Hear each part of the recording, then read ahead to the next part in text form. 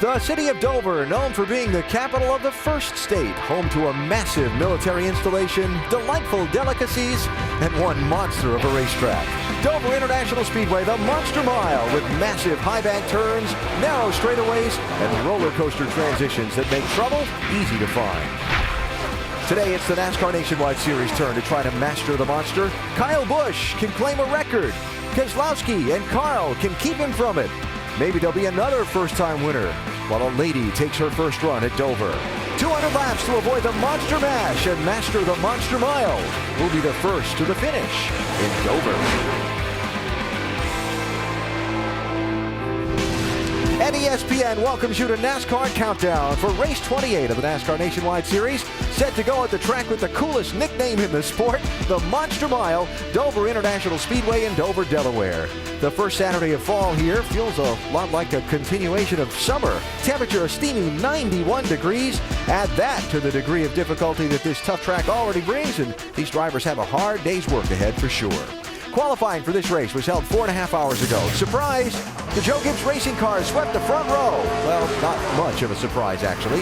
It was Joey Logano edging his teammate Kyle Busch by 25 one-thousandths of a second for the top spot. Logano's fifth pole of the year, tied for most in the series. Here is a look at the first 5 rows of the grid. Behind Logano and Kyle Busch are Carl Edwards and Brad Keselowski. Brad, the championship leader. There are a few more Cup guys in that top 10, Menard and Harvick, plus a few young guys like Allgaier, Bain, and Wallace. Let's start our pit road coverage by hearing from the pole sitter, Joey Logano's with Jamie Little.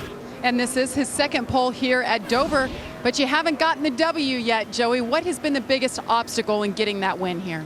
There's a lot of obstacles at this place, to say the least, but a lot of different things. I feel like I got a really good GameStop Toyota, so everything has to go your way to win one of these things. So I feel like we're at a good start position, got a good pit stall. You know, it's one of those places that seem like there's a lot of wrecks on pit road, so hopefully we can stay out of those being down there. So hopefully that's good, but we'll see. You know, a lot of rubber just got laid down after Cup practice here, so I think the car's going to be a lot different than what we think, but we got a good start position. Hopefully get some clean air, get out front, and hopefully pull away, see what our car is doing, and make it good for the end. I think that's going to be the biggest thing, is how people adjust on their cars throughout the race. So I got a good one to start, hopefully a good one to end. All right, Joe Gibbs Racing has won 4 of the last 6. Joey hopes to add his name to that list. Let's go over to Doc Punch.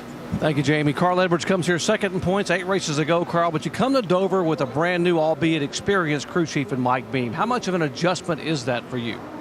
It's not much of an adjustment. I mean, he's been doing this about as long as I've been alive, so just trying to learn from him a little bit. He's been working very closely with our Copart Fastenal team the whole season.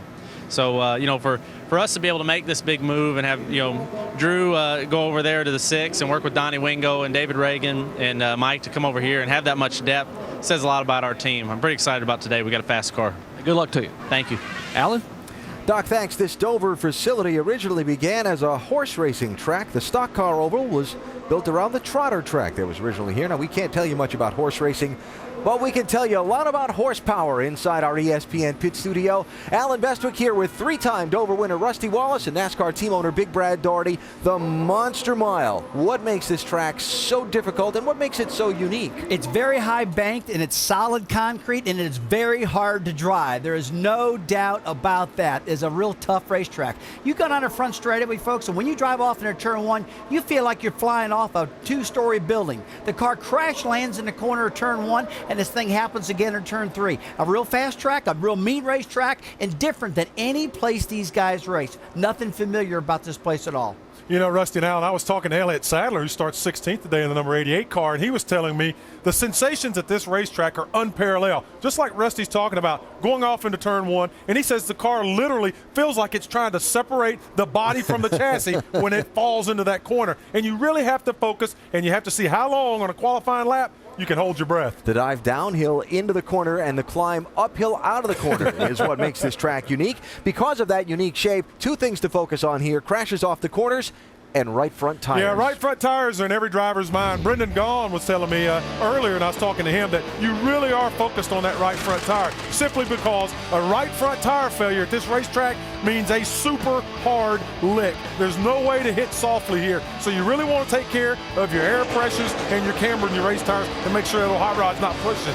And trouble coming up off the corners. We'll see it a lot. Oh, on the exit of corners, you come off these corners and all of a sudden it flattens out and you spin out. Take a look there. Brad Keselowski, a veteran, Folks, usually you hit that inside wall. He missed that time, but most of the time they're going to happen. He'll hit that wall. And you spin off a turn 2 and you spin off a turn 4. We'll see it throughout the day. That's pretty lucky not to hit either wall when you spin off of one of these corners. Now, there are the two Joe Gibbs Racing drivers. Kyle Busch, orange and blue suit. Joey Logano there right of the screen. Joe Gibbs Racing has led 77% of all the laps at this track in the past 6 Nationwide Series races here.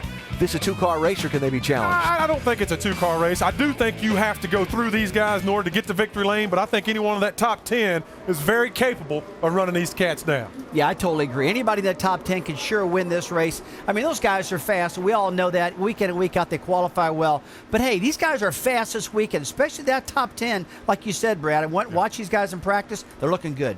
All right, now among the 43 drivers in the field will be one Danica Patrick, back for her 7th try in this series. She got a little Monster Mile experience yesterday in NASCAR's K&N Pro East Series race. Traded a little paint, got a few stock car lessons in on the Monster Mile. Rubbin's racing, baby. Danica goes down off the corner and it gets a little loose. She learned a very valuable lesson about how to side draft coming off the corners and how that car gets sucked around. So she did a good job yesterday. Wound up with a 6th-place finish in that race. If you look at the track Patrick's been on in a stock car, no two are exactly alike. Even the pair of 2-mile tracks she ran, those races were run in 2 different style cars. Today it's a mile track with huge banking and a 42nd place starting spot, Vince Welch. Certainly has been a huge mountain to climb for Danica through these first 6 races, 7 today. What have you taken from this NASCAR experience so far that you can build upon here today?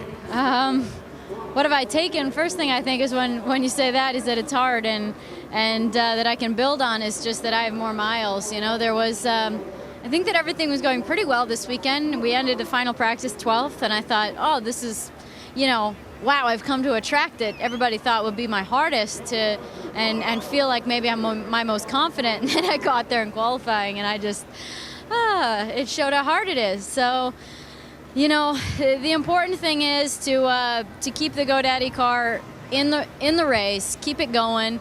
I mean, I just said to one of my guys that it might be a little banged up, but and he interrupted me and said, "Don't worry about it. It's the last race for this car." So hopefully we get that chance, and hopefully we get the chance to move our way up and you know, make some positives of the day. Danica Patrick, she'll start at the back and hopefully work her way toward the front here today, Alan. Vince, thanks. You heard Danica say, everybody was saying this is going to be her toughest race yet. We all thought that coming in, right? Why? Yeah, it is tough. It will be her toughest race, in my opinion, just because the banks are so high, the track is so fast. The track is very, very narrow on the exit of turn 1, on the exit of turn 4 also. We showed earlier in our piece about how you spin off those corners. Danica's going to have to be very careful there, Brad, because it is a mean racetrack. That's the reason they call this thing the Monster Mile. That's exactly right. And I spoke to Danica earlier and talked to her, and she was talking about how narrow the straightaways are at this racetrack as well. They're self-cleaning. And she just said, you know, the familiarity of this race car going from practice to qualifying to race, there seems to be 3 different stages you have to go through, and she's just not quite gotten a hold of it. But hey, I admire her. She's here digging as hard as she possibly can. She just needs more seat time. We talked about the track and how different it is from others, and the big drop into the corners versus the drive up into the banking of the turns. It takes a lot to get a car to handle well here. Tim Brewer in our Craftsman Tech Garage says we might be shocked at what teams will do to go fast, huh, Tim? Thanks, Alan. The 4 shock absorbers on the race cars, that's what you have to tune with to get the tires to stay on the racetrack, because this tire is literally bouncing all through the corner. When you go off in turn 1, you got to have a lot of compression, a lot of resistance to get the car down in the corner comfortably. But when you get to the center of the corner, you want this tire to run as smooth as silk. So what you have to do, you have to work with the pistons, the components inside the shock absorber. See these small holes here? We can open them up to this area right here. But what we have to do is work with the oil, the gas pressure, and the key to getting around Dover, Delaware is making sure that this tire stays on the racetrack 100% of the time to give you an opportunity to win the race. Alan?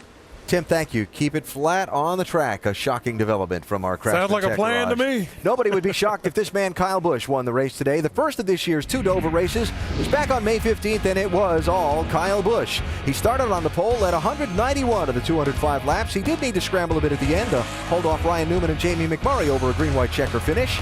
And Kyle's still looking to break that most wins in a season record he shares with Sam Ard. Starts second for this one today, Doc. And he's down here signing autographs for a lot of fans around his NOS Energies Toyota. And Kyle, you always take a technical approach to racetracks, but how much technique is there involved to running the Monster Mile? There's a lot involved, with the way everything has happened today, with the way the rubber's gone down and the way the cup practice was. It's changed quite a bit. It's a lot different than what we had in practice yesterday, let alone in qualifying earlier today. So we'll see how it plays out, but feel pretty good about our NOS Energy Drink Camry. Should be all right. And Jason and myself, we made hopefully some good calls yesterday in practice on changing some stuff. It felt really good, so we're hoping today we got it. Hey, good luck to you. Thank you. Kyle Busch. Alan? Starting second today, Doc. One of the biggest threats to Kyle getting that record is Brad Keselowski, one of 8 former Dover winners in the field. Remember this, Spring Race 2009. Kyle's leading but has a tire going flat. He goes off into the corner. His teammate Joey Logano doesn't know Kyle's slowing up. Contact there. Keselowski goes through in the 88th. Leads only 2 laps all day, but scores the win and takes home the trophy. Today, Keselowski drives the 22 car, Vince, and he starts 4th. And Alan, I'll take it from here because Brad actually called me over and asked me to sit in the shade with him. So we'll just do the casual thing here. After an exciting victory that you only led 1 lap in, you've been out-qualified here. Will you get out-raced here at Dover today? Oh, that's a good question. I think all 4 of these cars here are really good. Carl looks to be slightly better than all of us, so we'll see. Hopefully we can make a few adjustments and get in front of them. We made a few adjustments overnight and feel really good about our Ruby Tuesday Dodge Charger.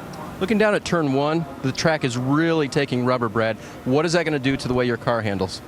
Oh, a lot of things. I think that one of the big things to look at is when the yellow comes out, Goodyear has built a tire that puts a lot of rubber in the racetrack. And when the yellow comes out, we pick it all back up. So that makes restarts really difficult. So I think it's one of the key things to look for today. And I think the late race restarts will be really tricky. All right, AB, I'll stay here as long as Brad requires me to, and eventually we'll pop back out in the sun and do the show. You'll probably move in a little bit here when those cars fire up. Thank you, David, and thank you, Brad.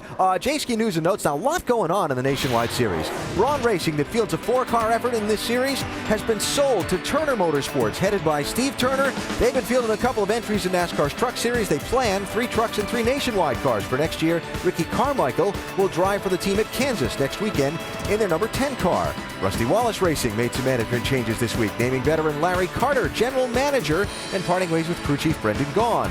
Johnny Davis's appeal of his fine for pit road confrontation after the Montreal race denied this week by the National Stock Car Commission.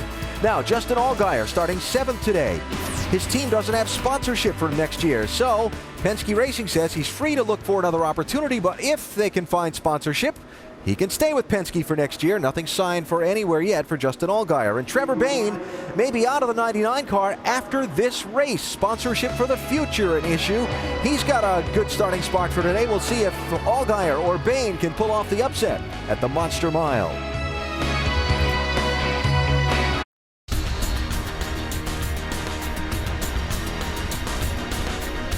The Monster Mile, presented by Cici's Pizza.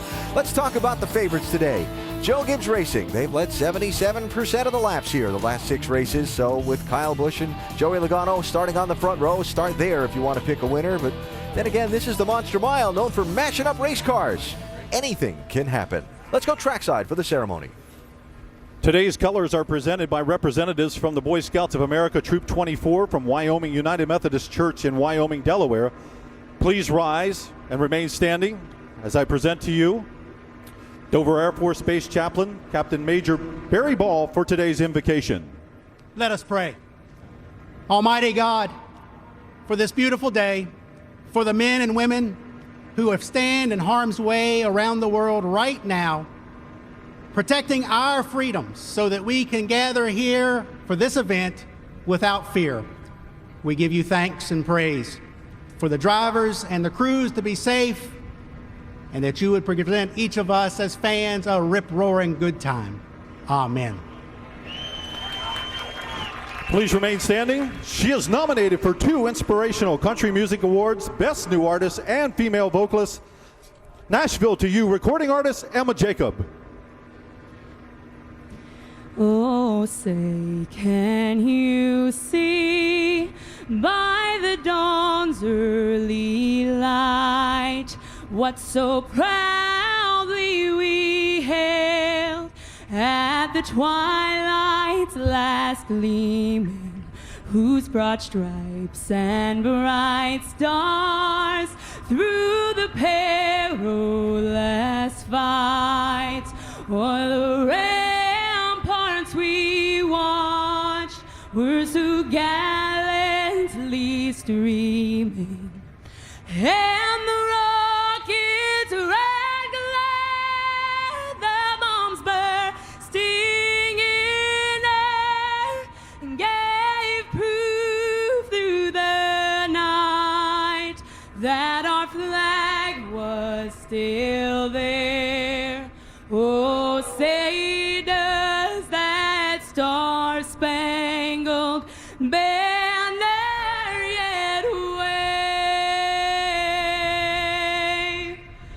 o'er the land of the free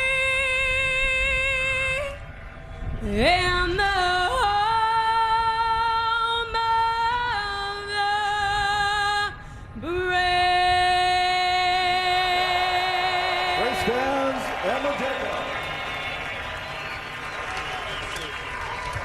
Saw the flyover from Dover Air Force Base, just up the road from the racetrack. They have been very busy being deployed around the world in various theaters, and we're certainly glad to have them be part of the festivities here at the Monster Mile today. You know, when you look at the numbers, it's just 200 miles on a 1 mile track, but they're 200 very tough miles. Who'll find trouble? Who'll drive to victory? And will an all-time series record be set? The engines fire in Dover next. NASCAR Nationwide Series at Dover is presented by CC's Pizza, home of the endless pizza, pasta, salad, and dessert buffet. And in part by Kingsford Charcoal. The Monster Mile in Dover, Delaware, where the NASCAR Nationwide Series is ready to go 200 very tough laps on a hot first Saturday of fall. Before the engines fire, we go to pit road and Dave Burns. You know, Alan, so often when we talk about pit stops, we focus on the pit crews. But here at Dover, the drivers have to come from 150 miles an hour going around the track to one of the slowest pit road speeds on the circuit all year long. That transition is tough, and during practices this weekend, we've seen drivers actually practicing that transition to get to pit road. Get it wrong, and the pit stop that loses the race could be on the driver. Alan? Well, something to keep an eye on as we go through the day. Thank you, David. So as we get ready to go, follow me on this one, Brad. We're going to tie all the physical themes of this Dover facility together. The stock car oval, the horse track, the casino, all into one line. Ready? We turn it over to our trifecta in the booth, who are definitely all in and bear no resemblances to the monster in any way. Marty Reed, Dale Jarrett, and Andy Petrie, gentlemen. Thank you very much, Alan. It's great to be back with everybody. Hello again, and welcome to what is going to be a very interesting day. Fifth time this year in 2010 that JGR, Joe Gibbs Racing, has swept the front row, and it's the second time this year at Dover. Yeah, these guys are just fast. These are the type of racetracks that they really excel at. They're pretty good everywhere, but you get on these 1 mile high bank tracks where you carry a lot of speed. These two guys are going to be battling for this win. Kyle trying to get that 11th victory. Joey trying to get his first win here today at Dover. And the points battle is in the second row, although it's not that big of a battle because Keselowski does have a big point lead. And Carl Edwards, he's got a really good car here. I was noticing in the practice session where in the short runs he could really go fast. I mean, if it comes down to a short run at the end of this race, I think Carl Edwards has a good shot at beating those Gibbs cars. And Keselowski, he had a really good car in the spring race in the first half of the race, but he just didn't have a good car at the end of the race. So if he can hold it together the whole time, he might have a shot at it. Well, there's one other thing we have to sort of zero in on. This is one of our shorter races. Yeah, 200 miles here, 200 laps goes by pretty quickly. So as a driver, you have to give really good information, knowing you're not going to hit pit road very many times to make any changes. And when you do hit pit road, the crew chief needs to make big swings at it. They got to make sure that they get 2 times they maybe get their hands on that car. They've got to make those adjustments count if they're going to get their car in contention at the end of the race. All right, we've got 20 seconds. Give me 2 picks out of the top 5 nationwide only drivers. Well, I like Jason Leffler. I think just from an experience factor, I believe he's going to have a good shot at it. Yeah, Trevor Bain knows how to go fast, and he needs to do it here today. All right, let's go trackside and get today's race started.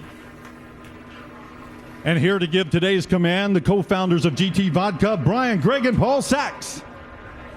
Race fans, GT Vodka welcomes you to the Monster Mile. Let's turn it up. Drivers, start your engines.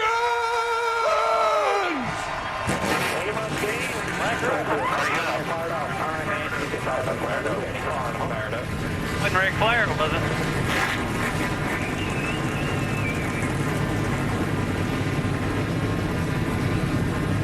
Only one, but it's okay. I can hear you guys. Well, the engines have fired on the 43 cars that will take the green flag in just a matter of moments. And when we come back, we're going to be able to talk to our in-race reporter. He's our current points leader by 373 over Carl Edwards. We're talking about none other than Brad Keselowski.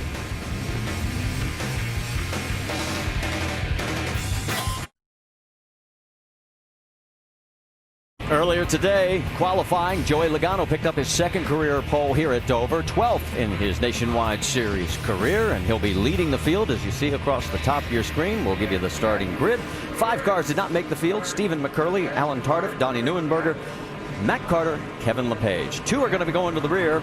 26 of Brian Keselowski for an engine change, and the 27 of Drew Herring for an engine and backup car. Let's talk to our in-race reporter, Brad Keselowski. DJ? Hey, Brad, Dale Jarrett, the ESPN. You have a copy? Yes, sir.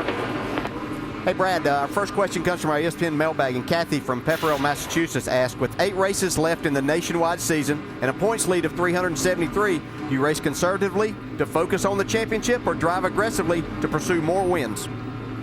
I think right now, the driver's title looks really good, but the owner's title's up for grabs. And my team's worked really hard to get that. So, we're still just a little bit behind. I think we're like 30 points or something like that. So we've got work to do still. And, in our eyes, we don't have the points lead. We still want to go out there with the owners. Hey, Brad, we know that in the past here and how difficult this place can be because of the banking on those right front tires. When you're up there in the front racing aggressively, air pressure low, knowing that you have to take care of that, but you want to go fast, how do you balance that as a driver? Really hard. You have to build a pace up and know how hard you can push your car without causing problems. Seems like the first run in this race, there's always that one guy that blows out a tire, so you try not to be that guy. So thankfully we've got good cars here. Our Ruby Tuesday Dodge Chargers have been great all year, reliability-wise and everything else. So hope I didn't jinx us, but it's been a lot of fun, and Dover's a fun place for us to race, and we'd like to get to victory lane and have some fun with all of our fans and invite them to come join us at Homestead if they could win the RubyTuesdayRacing.com challenge. Great time with all these fans. Really appreciate their support. All right, Brad, thanks for talking with us. You go have a lot of fun today. We'll follow you. Now Andy's going to talk to your crew chief, Paul Wolf. Hey, Paul, Andy Petrie in the booth. You have a copy? I'm clear, Andy. Hey, Paul, you guys had a really fast car, great car the first half of the race earlier this year in the spring. Second half, not so good, though. What have you done with this car to make it where it'll stay fast all the way through and get the win? I don't know. We worked real hard. The bad part is we weren't able to put our finger on anything what happened there. So it'll be a challenge today. Just need to keep up with the track. It's much hotter than it was here in the spring race. So we'll be working hard here today all day to keep the Ruby Tuesday Dodge up front. Hey, Paul, we've heard the guys talking about the rubber buildup on the track from the practice session. What do you expect? How do you expect that to change the track of the car? Well, it's kind of weird here the way the rubber lays down, and then it seems like under caution some of it comes back up. So it's always a challenge to keep good ride quality in the car here at Dover on this concrete. So we feel like we had a good practice yesterday, and we'll continue to work on our car all day today. Okay, Paul, thanks for talking to us. Maybe we'll check back with you later in the race, see how it's going. Good luck. All right, thank you. And we've got 8 onboard cameras for today's race. We'll start off with Danica Patrick, along with Justin Allgaier, Brad Keselowski, we've already talked to as our in-race reporter, Jason Leffler, Carl Edwards, Stephen Wallace, Trevor Bain, and making his 375th Nationwide Series start, Mike Wallace. Let's get the latest from pit road. Vince Welch, you're up. Justin Allgaier, Trevor Bain, they are both young, high-profile, nationwide-only series drivers, and they're both top 7 in points. Yet they both have futures that are a bit unsecured despite that success. Penske Racing has told Allgaier he can look elsewhere, and Bain was shocked to find his seat wasn't even in the car when he arrived at the Diamond Waltrip shop on Wednesday. So the fortunes for both Allgaier and Bain would certainly be bolstered with strong runs here today. Dr. Jerry Punch? Well, Vince, back in 2007, Carl Edwards earned the nickname King of the Concrete because he won 4 times on concrete surfaces. But since that time, it's been a long dry spell for Carl. 19 races on concrete without a win. So if not Carl, who is winning? How about Kyle Busch, who has 5 wins on concrete, 2 of the 10 this year. And if he can pull it off today, Kyle might just cement his new nickname as Concrete Kyle. Jamie. Well, Doc, when you look back at the last 10 concrete races, it's Brad Keselowski who's the top performer. His average finish is 4th. And oh, by the way, he has 1 win here at Dover. On the flip side, Joey Logano, he may not run a full schedule, but 4 of his 7 wins in the last 2 years in the Nationwide Series came on concrete tracks. He's a 2-time pole sitter here, leading the field to green, but he's still winless at Dover. Marty? All right, thank you, Jamie. Our over-the-wall reporter today is going to be the Jackman for Eric Darnell's number 16 Ford Fusion. It's Will Sturgill. You be safe down there today, Will. And as we take a look at the track facts, the high banks here, I mean, they're even banked on the straightaway. Yeah, this is a tough racetrack, and yeah, that banking in the corner can create problems for the tires, but the straightaways create problems if something happens in front of you. You can become a part of it in a hurry. So, well, we've just added 1 more lap, according to NASCAR officials, so it gives us a brief moment to talk a little bit further about, and Andy, you're already waving at me. Well, it's just a short race. You know, you think about this thing's 200 laps around here, and it goes really quickly, you know, especially for the Cup drivers. It's hardly a sprint race for them, and making those adjustments and getting that car, I know we talked about at the beginning of the show, but it really is important to make those pit stops count. 14 double-duty drivers in the field as we are getting ready to go racing here. Now, let's check in on Kyle Busch. There may be a potential issue. Let's listen in. I take it you changed the cool box? Yeah, 10-4. Okay. There's something wrong with the wiring, with the car, with something, because it was worked for about 2 minutes, and now it's blowing hotter than outside air, so it's done. So, how bad is that, driver? Well, I mean, those things, you call them a cool box. It's not cool, but it's cool. It pumps in cooler air, and it's a pretty warm day here at Dover, so even though we talk about a short race, there'll be a little inconvenience for Kyle, especially as he tries to get ready for tomorrow's race. You don't want to get too dehydrated in there. Is there anything you can do to help him? Not right now, no, and it's really something they're just going to have to deal with. If it was a longer race, 400-lap race or something, you might want to think about a way to try to fix it. It's probably you know, some kind of circuit there, circuit breaker pop, something that's causing that, but he'll just have to deal with it. All right, we're coming down with the pace car pulling on to pit road. In the front row, it's all Joe Gibbs Racing, Joey Logano, Kyle Busch, followed by Carl Edwards, Brad Keselowski. And as they come out of turn 4, the fans in the stands here at Dover are coming to their feet. And the Nationwide Series from the Monster Mile is green.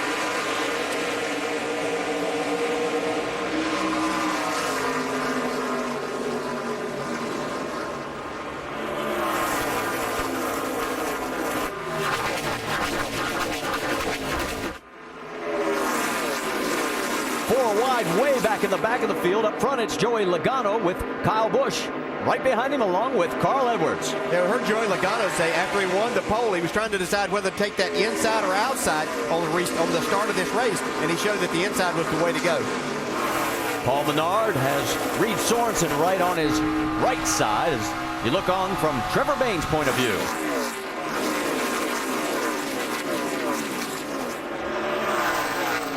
Sorensen still able to hold on to that spot. Now pulls in front, takes over the position. Put him up into 5th. And one thing you can see here is what we've been talking about. They just had 2 cup practices. This racetrack is really rubbered in. Goodyear has a great tire here, and but it is going to be a different racetrack than what these guys were on yesterday because there wasn't this much rubber down. DJ, the one thing I'm noticing, this is the same thing we saw during qualifying. Joey was able to hug the bottom. Kyle was a little further up.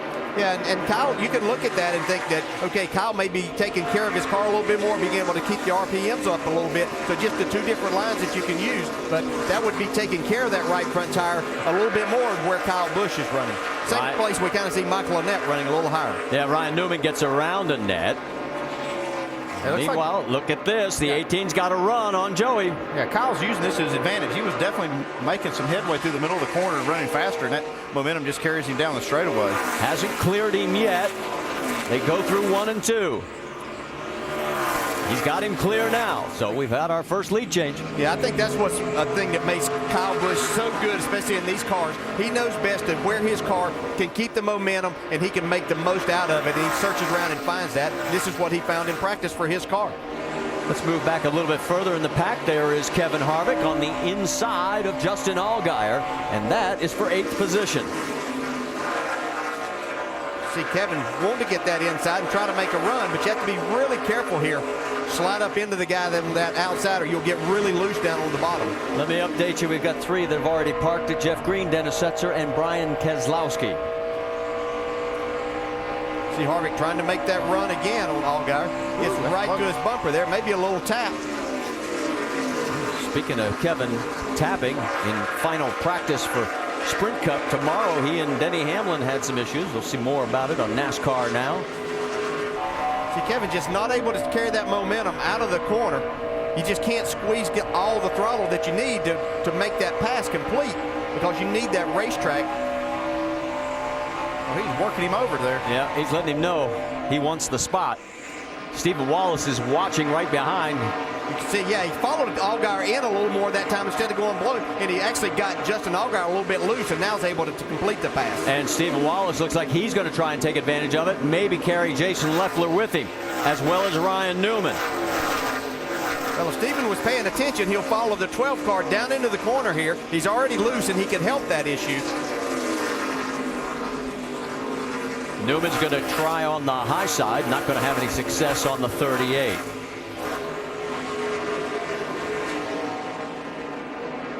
Looking back a little further in the field, there's Danica Patrick. Started 42nd. She's moved up to 35th.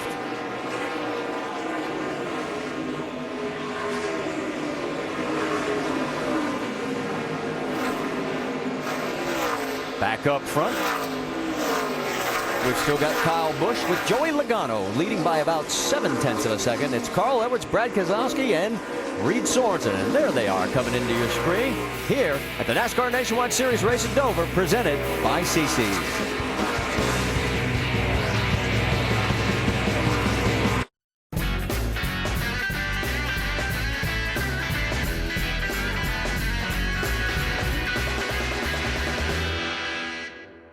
Goodyear.com to check out Goodyear Support Our Troops program. There you can send a thank you message from a NASCAR driver, enter for a chance to win a 2011 Ford Taurus and other great prizes.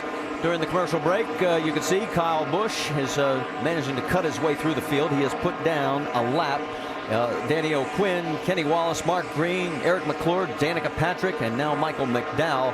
Johnny Chapman is the 4th car behind the wall. On board with Danica as she is getting passed now by Carl Edwards, who has moved past Joey Logano for 2nd. Jamie Little. Well, you saw Danica Patrick just went 1 lap down. I talked to Tony Eury Jr., crew chief, this morning, and he said, we expect her to go at least 4 laps down here. He said that's normal for a rookie. Even though Danica doesn't want to hear it, that is what they're expecting. She just needs to ride around, learn the track, and get comfortable. The one thing they want Danica to learn, though, is how to run low on the track right above the apron. She's not sure of where her car is yet. She's still about 5 feet too high, and that's where she's really getting beat in these corners, guys. Well, this time she's down a little bit lower from the onboard perspective. Yeah, there's an art to doing that too, and that's what makes it difficult. Something you don't just pick up, because you can say, okay, run around the bottom, but as you power up and try to come out of the corner, most of the time you're going to find your car really pushing. Then you're going to have to lift out of the throttle. So there's a lot of work in trying to do that. Now, if you're wondering what's happening to Justin Allgaier, he's dropped from 7th, his starting position, down to 14th, and we can show you what one of his problems is. Well, this thing's driving evil. You can see right here, man, almost crashed the car. Stephen Wallace passes him. He did. He just didn't hit anything. That's the view from on board Stephen Wallace. Vince? Come on. Good job. Good job. Keep coming. The amazing thing about Justin Allgaier is his crew chief, Chad Walters, said he thought this was the best 12 car they'd ever had here at Dover. But right away, Justin was on the radio saying it's really tight in, no side bite, and loose off. And reminding him, try to drive it out the front window and not be focused on those mirrors because they were stacking up behind him. Got to believe that's a little easier said than done, but he definitely has his hands full early. Other than those 3 issues, the car's running great. I'll tell you, the car really looks, twitchy, loose. You see it very unpredictable. And you can see the throttle. He's just really having to work the throttle. He's not able to get because of how loose it is there. And that could be coming from having a lot of wheel in it because of the tightness. But he just can't give it any gas and create any speed. Tell you now that David Gilliland has also pulled off the course, as well as Josh Wise. So now a total of 6 cars behind the wall, and Brian Keselowski is officially out of the race. All right, let's take a look from high above. There is race leader Kyle Busch. 2 seconds behind is Carl Edwards, and there is Carl with some lap traffic. And then another second or so back is Joey Logano with Brad Keselowski and Reed Sorensen rounding out the top 5. So we're working lap number 24 of 200 here at the Nationwide Series race at Dover, presented by CC's Pizza.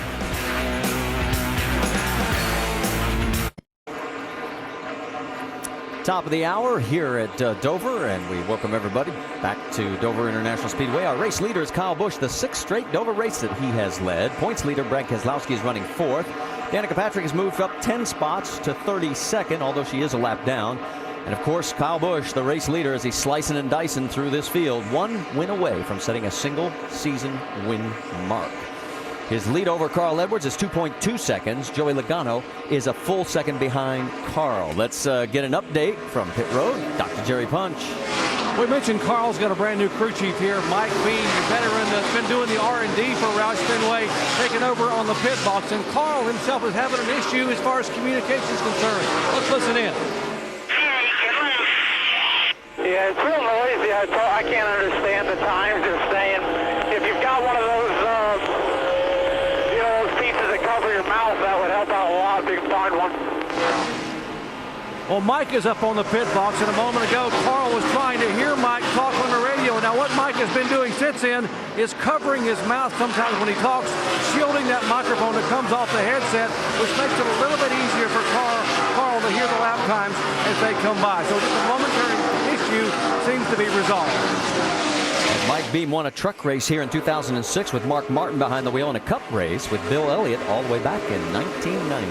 Yeah, and it makes it so difficult here because especially when these cars get strung out like they are now, there's no break. So it's not like you can wait till there's a gap and try to talk to your driver, and it makes it so difficult. A lot of crew chiefs, Andy, I think, went to wearing a kind of a cup over their mouth and their microphone to help that. Yeah, the noise factor, and this is one of the worst tracks for it. It's just so hard, to get that outside, that background noise out of your radios, and it's even hard to communicate with the crew down there, trying to talk about what you're going to do the next pit stop. It's just, it really is a difficult environment. But they do make a thing that you can, like I say, I guess jet fighters used to use them to be able to muffle that outside noise. Let's give Drew Herring a tip of the hat. Started 41st in a backup car. This car has not even turned a lap. They didn't have anything ready for this piece.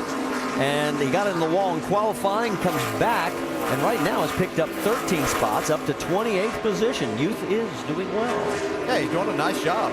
He laid down a pretty decent lap in qualifying, but had a problem there on his second lap, unfortunately for him. Dave? And DJ, the junior engineering major from NC State. Well, first of all, I'll be glad to know that his football team won today, but also the car just a little tight from the center off. That's a pretty decent report concerning everything you guys just talked about. Now, I did talk to the crew right beforehand. They made some creature comfort adjustments for him in there. He already had his seat mounted in the backup car, but that was about it.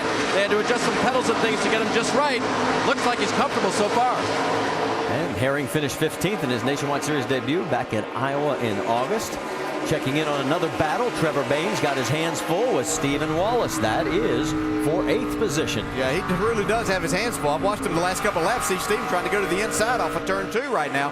He's tried this a couple of times, and they keep running in on some lap traffic. It's kept him from making this pass. Stephen Wallace having a good day here at Dover. Jason Leffler right behind him, along with Ryan Newman. Ryan Newman and Jason Leffler have been duking it out the same way here from the start of the race. And looks like Leffler's got a pretty good car. Kind of reeled these guys in a little bit. They're going around Mark Davis. Mark is a lap down right now in the 23 in 28th position. Look out, don't rib those tires too much. Here comes Leffler underneath Davis as well. And you can see how it's easy for someone behind you to close in. You catch a car, what you would call at the wrong spot, like coming off the corner where it has to kind of hold you down. You can't get wide open, so it lets that car close in. But Jason Leffler doing a nice job, Dave. And DJ, right now, his early report on the car that he just had no front grip. But he had a great battle with Ryan Newman earlier, disposed of him, and now, like you say, is chasing down the guys in front of him. And that battle sort of strung out for the moment, although here comes the 66 again, trying to take another look. It looks like Trevor Baines having a hard time whenever they're not in traffic, holding his car down some. That's leaving that bottom lane open for Steven. He tries to get in a little harder there, see if he can get up beside him and keep this run off the corner. Steven making his 150th Nationwide Series start, still looking for win number 1. Could it come today? I don't everybody's going to have to, as we mentioned at the beginning of the broadcast, you're going to have to go through Gibbs Racing up front with Kyle Busch still leading. He has now led 38 laps as this battle keeps going. It's one of the best we have on track. 3 cars. This is the closest battle between 3. Check in now with Kevin Harvick. And that's Eric Darnell, as Darnell has also moved up quite a few spots. 14 positions. He's up into 22nd, although he is a lap down. But Harvick's closing in now on Reed Sorensen. Yeah, I've been watching him too as he's closed in on Reed Sorensen for this battle. Running a little different line than some others as we go back see Stephen Wallace still trying to get around Trevor Bayne. Sort of like a soap opera. It never ends. Well, it's just so hard to make that pass, especially on the bottom side. I like to see Steve if he's tried the outside end. Of course, you don't want to open up and let Jason Leffler there and lose a spot either, but sometimes you might have to try that outside, get on the right rear quarter panel of that, like the 99 there, and he can slow him down quite a bit and then maybe get around him. Check in on race leader. That's Kyle Busch, and he's coming up on Elliott Sadler, and Sadler going to go a lap down. That means just 17 on the lead lap. Time shortly, and tune up the equipment, tune up the body. That's right. All the same thing. Got to be ready to go when that car hits pit road. From the pit studio, Alan, Rusty, and Brad watching Kyle Busch stretch out a 5-second lead as he works through traffic, and watching lap traffic be a little hairy too. Oh, this place is tough to get around, especially off these corners. You see Ryan Newman on the bottom, Jason Leffler up top. They've been battling back and forth like crazy. But right now, we're 50 laps in this race, and these tires are starting to get worn down a little bit, and these cars are starting to drive a little bit evil. Yeah, they are, and I think we're going to see some right front tires in particular get changed here coming up on this pit stop coming up. But great got the fender run. too. Yeah, we've already got cars a lap down in 17th place. You're 1 lap down, so long green flag run, which is pretty normal here, and some good hard racing right here. Beep beep, didn't appreciate that. Hello. Yeah, it's one of the fascinating things about this racetrack. It's so subtle for a driver to see. How he works the groove and tries to figure out where his car is better than the one in front of him to make a pass around. We just saw Ryan Newman do that to get by Jason Leffler. We've been watching your son Steve, Rusty, try and figure out a way around Trevor Bayne. Steve in the 66, Bayne in the 99 for what, about 25 laps? These 4 cars right here, it's been the best race so far. They've been battling back and forth. And I heard DJ say, boy, Steve ought to try the top lane. I totally agree. He's getting boxed in on the bottom of this track, and Trevor's got that momentum on the top side, and that's what Dover's all about. Running the top of the track, getting the momentum, using a lot of the track. Good fight on the right side of the screen for 8th, 9th, and 10th positions. Meanwhile, we talked about Justin Allgaier. His car has just gone a lap down from starting in 7th position as he continues to struggle and fight with that machine and desperately hope for a caution. Just doesn't want to be the caution. Yeah, I mean, that race car is really evil today. He is loose everywhere, and he's just trying to hang on until they can get down pit road, make some adjustments on it, tighten that thing up, and give him 4 good, fresh Goodyear Eagles, and let's see if he can get back in the mix. Didn't take long for Kyle Busch to disappear from the front view of Justin Allgaier's car. How about that 18, Doc? Yeah, Alan, we've talked about how rough this place is on car and driver, and even our leader. So listen in to Kyle Busch's radio here a moment ago. Ask me about the shocks after the race. 10-4. I've heard more about ride quality in the last 2 laps from about 3 drivers. That was Jason Ratcliffe, his crew chief, responding. And what he's hearing from Kyle and other drivers is that when these guys unload the car by dive bombing it in across the bottom of the corner, the car actually hits and shivers or begins to bounce. To explain how that happens and why it happens, let's go down to our Craftsman Tech Garage with Tim Brewer. Thanks, Doc. Like we talked in the Countdown show, the shock absorbers, we can adjust them to take rebound out of them if we build them rebound adjustable, compression adjustable to help that loose sensation getting down in the corner. But Kyle's pretty good right now. But if you listen to that guy, reminds you of a guy named Rusty Wallace years ago. He could talk springs, shock absorbers, but what he's trying to do right now is to get more feedback after the race, how to make his race car better. The next trip up here, I'll tell you something, this is one smart guy. Marty? And Rusty, you got to be happy because Stephen finally got around Trevor Bayne. Well, I'm glad that happened. I mean, he used a lot of patience, and you have to have patience at this particular track because on the exit of the corners, they're so tight. But Tim's exactly right. You really got to work on these shock absorbers really hard because this is a concrete racetrack. It's not as smooth as asphalt tracks, so it really puts up what we call a little bit of a vibration to a driver. When a driver's driving, he can feel the car actually bouncing across the concrete more than he can on an asphalt racetrack. So your tuning device is the shock absorber. All right, let's move a little bit further back. You're talking about shocks. Let's listen in on Danica Patrick's radio as she's running in 34th, 2 laps down. Slight vibration, feels like right front. Well, and that's exactly what we're talking about. Here's what's going on. We heard Paul Wolf talk to us right before the race started about that rubber buildup and how it does affect ride quality, and it does change as the race goes on, and we see it getting blacker and blacker. I think that's what these drivers are feeling. That track is rough, and when it rubbers up like it does, I think it hits these higher spots get higher yet. I think it just kind of enhances that vibration or those bumps. Jamie, you've got more? And Danica just said, guys, I'm getting tighter. It's pushing more. Remember yesterday, Andy, we were listening. She said it was getting that building push, that building understeer, and that's exactly what she's feeling now. And guys, I'm sure it has something to do with the rubber that's getting laid down. It's the first time she's feeling that. Yeah, you can see, Jamie, from her in-car that she has a lot of wheel in it. And then you can also see with her hands on the wheel just how rough it is. I mean, you can see how those bumps are affecting it and actually making it worse. Ryan Newman going to split these two as he is on the lead lap. Joe Nemechek, who's going to turn 47 tomorrow, he's in his backup car after a crash yesterday. And let's move a little bit further with Trevor Bayne and Ricky Stenhouse Jr. going after each other for 11th position. Let's get an update on the 99. Jamie Little, what are you hearing? And Trevor Bayne's car's pretty much been all over the place, Marty. Since the start of the race, he said he was a little bit loose.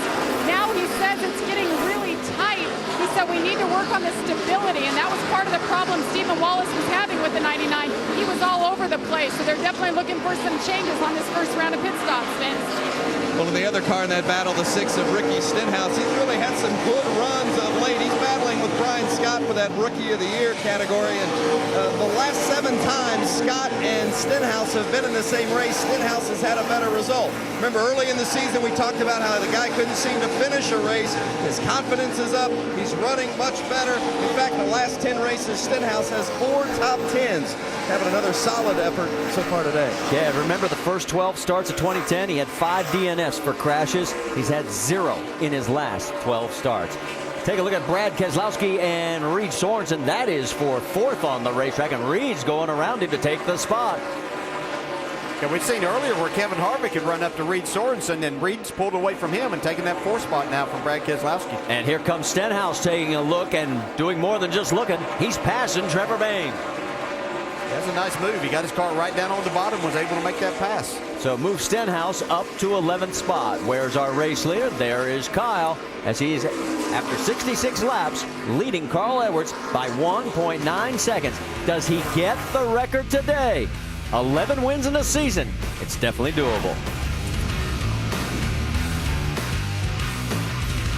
We're under our first caution here after we've completed 71 of 200 laps at the Monster Mile. And remember Brad Keselowski in Countdown saying, usually the first caution's by a right front tire and you don't want to be the one to have that happen to you.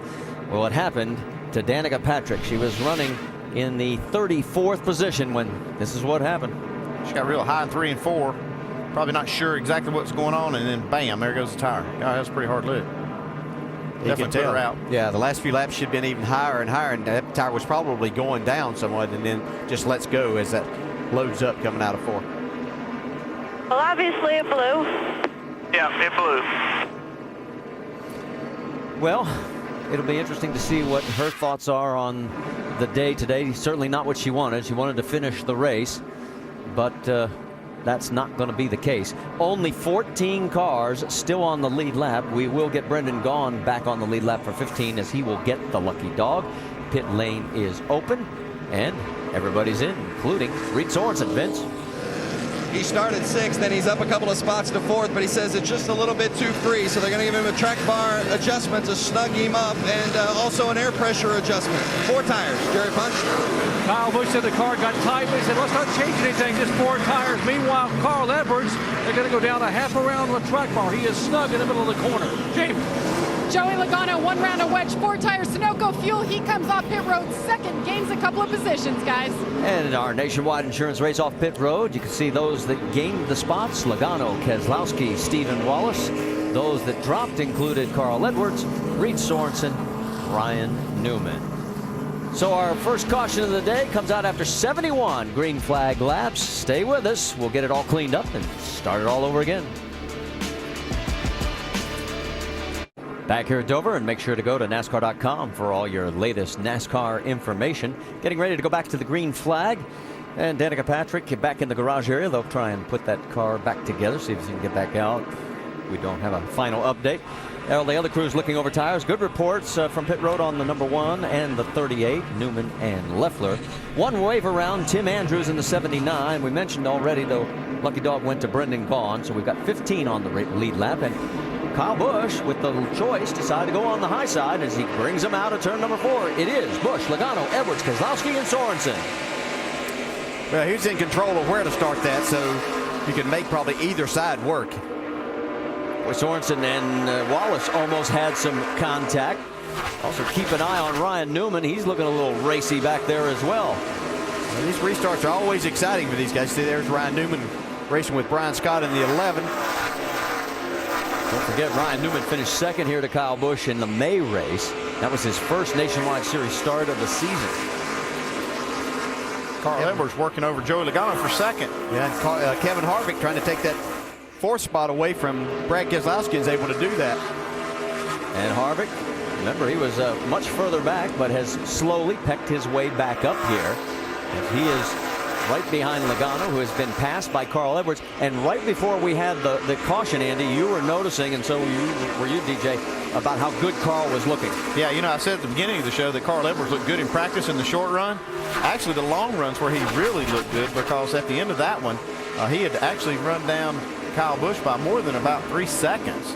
Well, I'll tell you what, though, guys. Right now, Kyle owns this track. 1.1 seconds. There's the lead already as we've gone back to green flag racing. In fact, Joe Gibbs Racing has led all 78 laps so far. 4 by Logano, the other 74 by that man in the number 18. And the 2 JGR cars led all but 3 laps here in May. Whoa, Darnell almost became our second caution.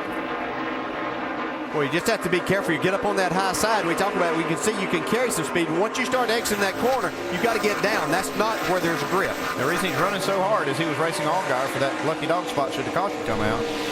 Allgaier in 16th now, and here's how it happened. Yeah, you can see he's up there just where it's still a little gray. Rubber buildup out there. Actually, the marbles get up there, and there's just no grip whatsoever. He made a nice save. Let's check in now on the 98 of Paul Menard, the 66 of Stephen Wallace. Stephen's had close quarter racing since the drop of the green flag. This is for 7th, and right behind there you see the 38 of Jason Leffler as well. Here comes Menard taking a look on the inside. Now, Stephen knows from his racing and trying to make passes here already today that it's going to be a tough act for somebody to go to the inside and make that pass on him. So he's willing to give a little bit of that space, see if he can hold off Paul Menard here. Menard's got a fender on him. Now, side by side, they go into the corner. Can he clear him? Stephen runs up a little higher, and he's going to surrender the spot. He might be battling his handling a little bit right now.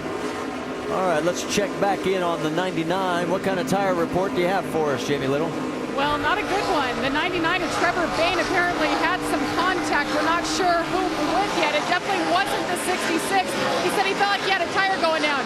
Yeah, do you see that tire rub there he had? So he came in not once, but twice, 2 pit stops to get it all fixed. They said they think he's pretty good now, and he's running 13. He dodged the bullet right there for that caution coming out. Yeah, if the 7 hadn't blown the tire, he was getting ready to. Going past Eric Darnell right now. Darnell, 17th position, the second car, 1 lap down.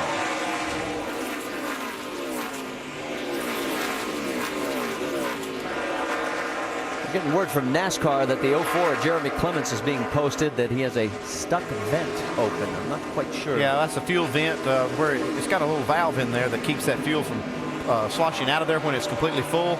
And if it sticks open, it'll actually leak out of there, almost siphon out by the air going by. Valve. And we should also report, we didn't get this out, Michael Annett had a pass-through penalty. He was too fast exiting. That dropped him back. He is running 15th right now. So that's the reason why he dropped back. In fact, he is the last car on the lead lap right now as Kyle Busch is turning it into another one of the Kyle Busch days. He's leading by 1.4 here at Dover. Saturday for the first weekend of fall in Delaware's capital city, and Kyle Busch has been steaming right along on the Monster Mile. As we approach halfway in today's NASCAR Nationwide Series race, Kyle has been out in front for all but 4 of this race's laps. Here's our 5-hour Energy Rapid recap. It was Joey Logano leading the first 4 laps. Other than that, it's all KB. KB's been flying after Kyle Busch. He's working the top side of that racetrack. You see that, how he passed Joey Logano. But Kyle's been able to run on the bottom, the middle, the top. He's really got a good handle in the car right now.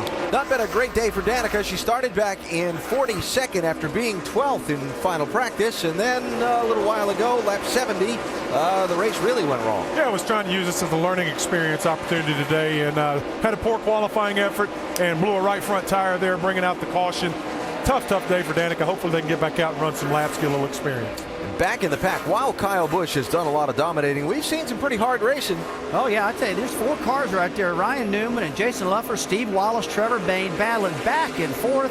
Little bumper contact there. Hey, I didn't like what you did. I'll give you a little break here. Those guys have been roughing each other up, but they've settled in now. On the lead lap right now, there are 15 cars. The race has only been led by 2 different drivers. Only been 1 caution so far for 4 laps. The Monster's been kind of tame for most so far today, Vince, but not for 1. Well, certainly was a difficult go for Danica Patrick, as you see her team working feverishly on her car. Spent a lot of time up above the groove, really leaning on that right front. You heard her talk about the vibration that she was experiencing. Spoke with crew chief Tony Erie Jr. just a moment ago. He said, we'd like to get it repaired enough to get her back out and get some laps. That's why the team is working so hard. Danica says she'll wait until after the team determines whether or not they are going to return before talking to the media. So right now, working on the car, trying to get Danica into 7 back out, Marty. All right, thank you, Vince. As you see, Kyle Busch putting Kenny Wallace another lap down. Kenny running 29th position right now, and that'll put him 3 down. Look at 13th, 14th, and 15th. You got Brendan Gaughan, Michael Annett, Brian Scott, all in this mix, and Annett trying to get underneath the 62. Yeah, Michael Annett's had a very solid day. He was running up around the 12th, 13th spot before that caution came out, and then had the pit road speeding penalty. Had to start at the rear of the back there after his pass through, and so he's tried to make up some ground here. Having a good solid day. Brendan Gaughan's having one of his best days in quite a while. Annett chasing that car pretty good, though. Yeah, if you're still on the lead lap here with the pace that Kyle Busch is setting, you've had a pretty solid run so far. And Brendan's had DNFs in 3 of his last 7 races. Let's check in on the 6 and the 99. A few sparks coming off of Trevor Bain's car. That is for 11th on the racetrack.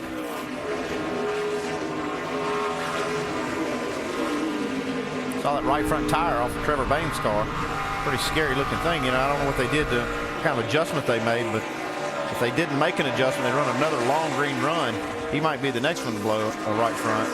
Yeah, I can't remember which one of the 2 of you mentioned it, but you gave Jack Roush kudos for sticking with the number 6, Ricky Stenhouse, behind the wheel, especially when he was having all that tough luck in the first half of the year, because in this day and age where it's what have you done for me lately, we see a lot of kids only get a couple of breaks, not that many.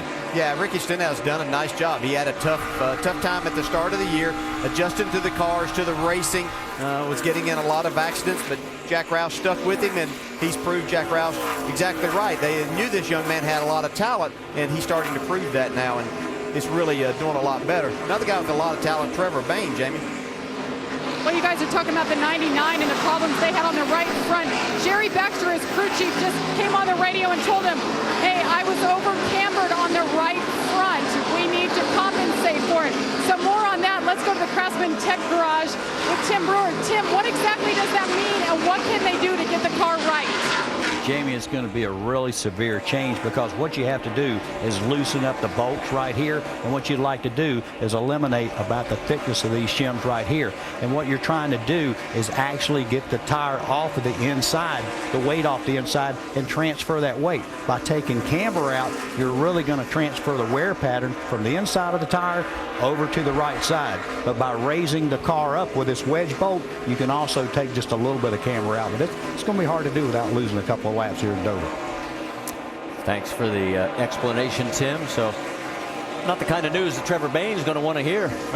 Nothing they can do right now. I mean, let's say have a caution to work on it. I mean, he's likely to be the next victim of a blown tire if they're not careful. Yeah, one thing you'll have to do as a driver, if you have that information, you can change the way that you drive the car a little bit. You're not going to want to dive it off in the corner quite as hard. Roll it back up the corner just a little bit, and then kind of drive the car around the corner. You see Trevor doing that a little bit there. He's carrying more speed right there. Just not put too much wheel in it here as you exit the corner, or you put more load on that right front yet. So the driver can help a little bit because they don't have time to make those changes. You notice Justin Allgaier sneaking into the picture every now and then. He is the first car one lap down in 16th position. He's trying to get a caution right now to get back on the lead lap. While this is going on, they go around the 87 of Joe Nemechek. Let's listen in on the 99 radio. We're starting to lose the right front again. It's starting to chatter. All right, just take care of it. Hopefully we get us a caution here pretty soon. All right, how do you take care of it? I would just be worried about the caution being for the 99 if I was that team. Yeah, I tell you. Especially after the way that tire looked when it came off after the first caution and only caution that we've had so far. And boy, if he's taking care of it, I don't know how, because he's going right around and takes the spot away from Ricky Stenhouse. So move Trevor Bain up to 11th. Well, what I am seeing is him drive the race car a little bit differently than what he was. So I think that he is making that adjustment, trying to help that right front. All right, the good news, if you're a Kyle Busch fan, he is still leading. The bad news is Carl Edwards' car is coming back to him again, and he is cutting into the margin.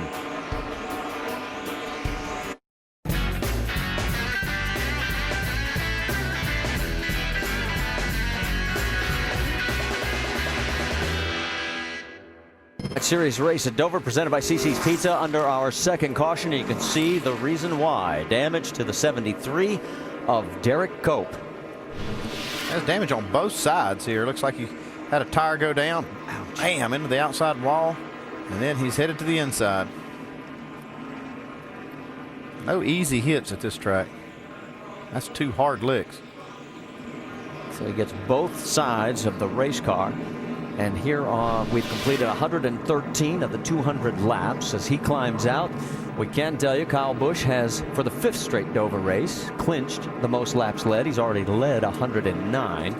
And of course, a reminder, he is still in search of that record of 11 wins in a season. That would break the tie that he holds with Sam Ard at 10. He's able to pull away from Carl Edwards a couple of seconds, but then Carl's able to just inch his way back in contention, and then this caution came out. We'll see if they can make an adjustment on Carl's car and keep up in the shorter runs. That's an awfully long way from pit in all the way down to where Kyle is pitting, where Dr. Jerry Punch is set up. Let's send it to him early, though, Doc. What are they planning? Well, 3,800 RPMs, 35 miles an hour is the key for Kyle, not the speed on pit road. They're talking about Kyle. So the front end of the car just doesn't quite hold as long as he'd like. So they're going to put a rounder wedge in the rear to get the front nose of the car just to hang on more coming in the corner. Now, in front of him is Carl Edwards. Carl said the adjustment you made is good, but not good enough. Still tight in the middle. 4 tires. They top it off with Sunoco fuel and an air pressure adjustment. Jamie. And Joey Logano all the way down at pit out, the last pit box, says he wants to go in the same direction. He needs to be tighter when he gets off pit road and off on the restarts. It was 1.5 rounds of wedge, 4 tires. He comes out 3rd, and that is where he entered pit road, Marty. The big gainer so far, Reed Sorensen picks up 2, and Brad Keselowski loses 2 spots. And Ricky Stenhouse's crew gets him back into the top 10. So stay with us. We'll get ready to go back to Green Flag Racing. How tight it is on pit road. Watch the 40 Mike Bliss and Eric Darnell coming in, and Will Sturgill, our over-the-wall reporter, is going to go right between them. Oh, so close. What's it look like from his perspective? little tight, a little tight. A little tight. We're all right, though. There we go. Here we go. Going around. Under control. Get it up. Here we go. Down and away. Out of there we go. Little tight is an understatement. As we come back, we're going to green flag racing. Kyle Busch leads Carl Edwards, Logano, Harvick, Sorensen. That's your top 5. Boy, Harvick got a great run there on the restart. They would pull down in front of Carl Edwards trying to take the lead. Don't think that'll happen. Whoa. Ryan Newman's going way high, too. Kind of tight back in there. Brad Keselowski and Jason Leffler side by side. There's Newman again. At least he's not as high as he was in turn 1. Also want to tell you the lucky dog went to Justin Allgaier. There were 5 waiver rounds. Keller, Davis, Kenny Wallace, Clements, and McClure. So you're caught up. Comes Carl. He's wanting that second spot back. He doesn't want Kyle Busch to get quite as far away as he got the last time. Yeah, that's the key thing right now. If he can just keep from losing too much time right here, this car seems to really come around after about 20 laps, and he can start running Kyle back down. Kyle makes it look so easy from the drop of the green flag, though. This has been the way it has been all day, although we have had good racing, and right there you get another example of it. A little further back, Joey Logano going underneath Harvick. So Harvick, after making the great start, starts to move a little bit backwards. Harvick just doesn't have the car today to run up there with those top 3 cars. He did a good job to try to get there, but just not enough car to stay there. How about Stephen Wallace and his teammate Brendan Gaughan ganging up on the 22 of Brad Keselowski? They're both on the high side. Here comes the 38 of Leffler. It's almost the same thing we saw in the spring with Brad Keselowski.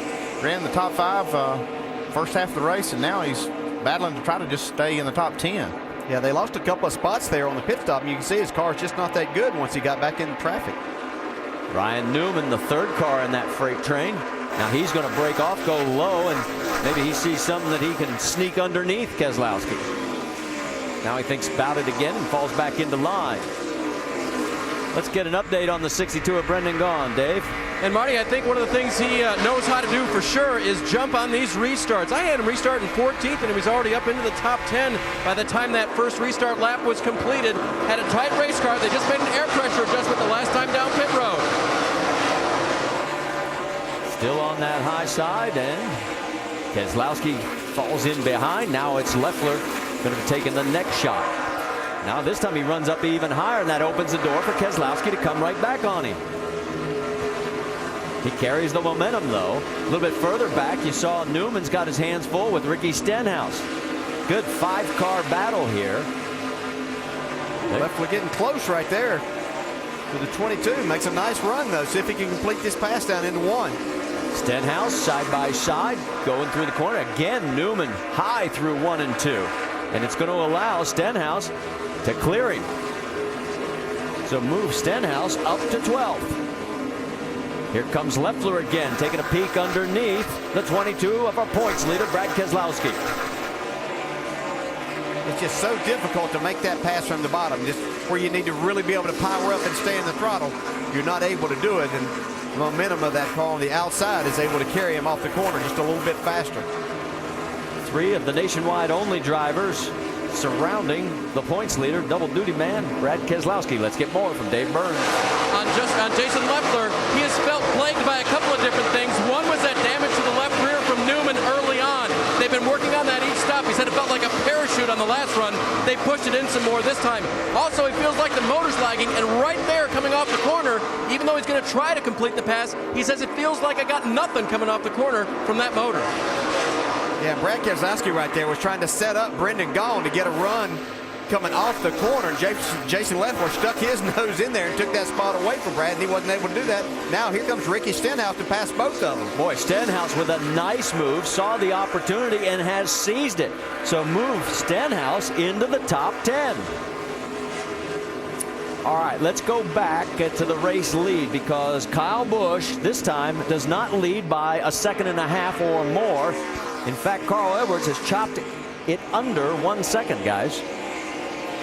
I think the biggest thing was he was able to get back into that second spot before Kyle struck out there and got that 1.5 seconds lead on him. So he's able to kind of hang here. Lap times have been pretty close. One lap, Carl will beat him by a couple of hundredths. The next one, Kyle will come back. So they're hanging pretty steady right now. There's your top 5 after 128 of 200 laps in our nationwide series race here at Dover, presented by CC's Pizza.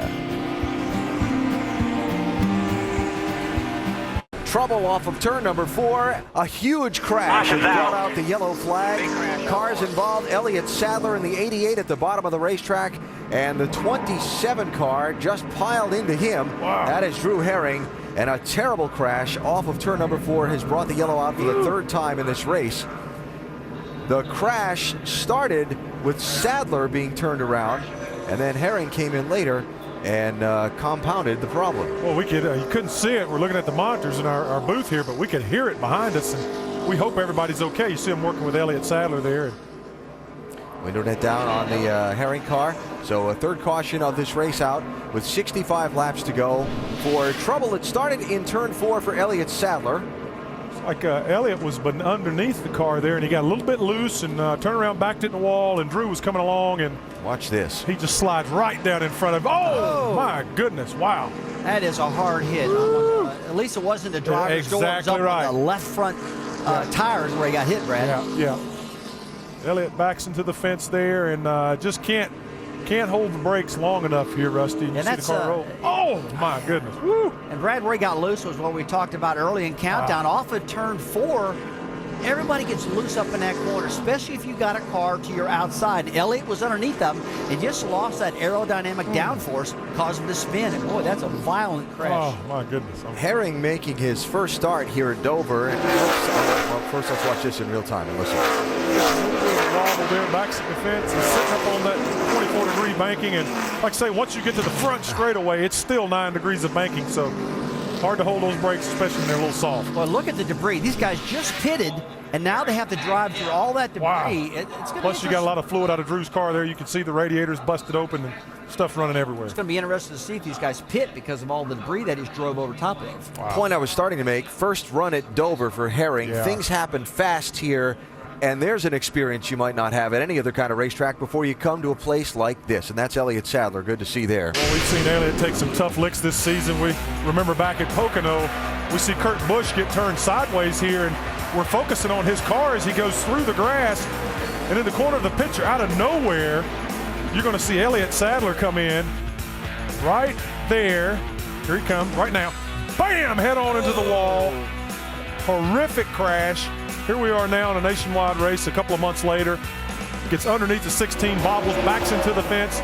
Can't quite hold those brakes. And poor old Drew Herring had nowhere to go, and Elliott's taking another brutal lick.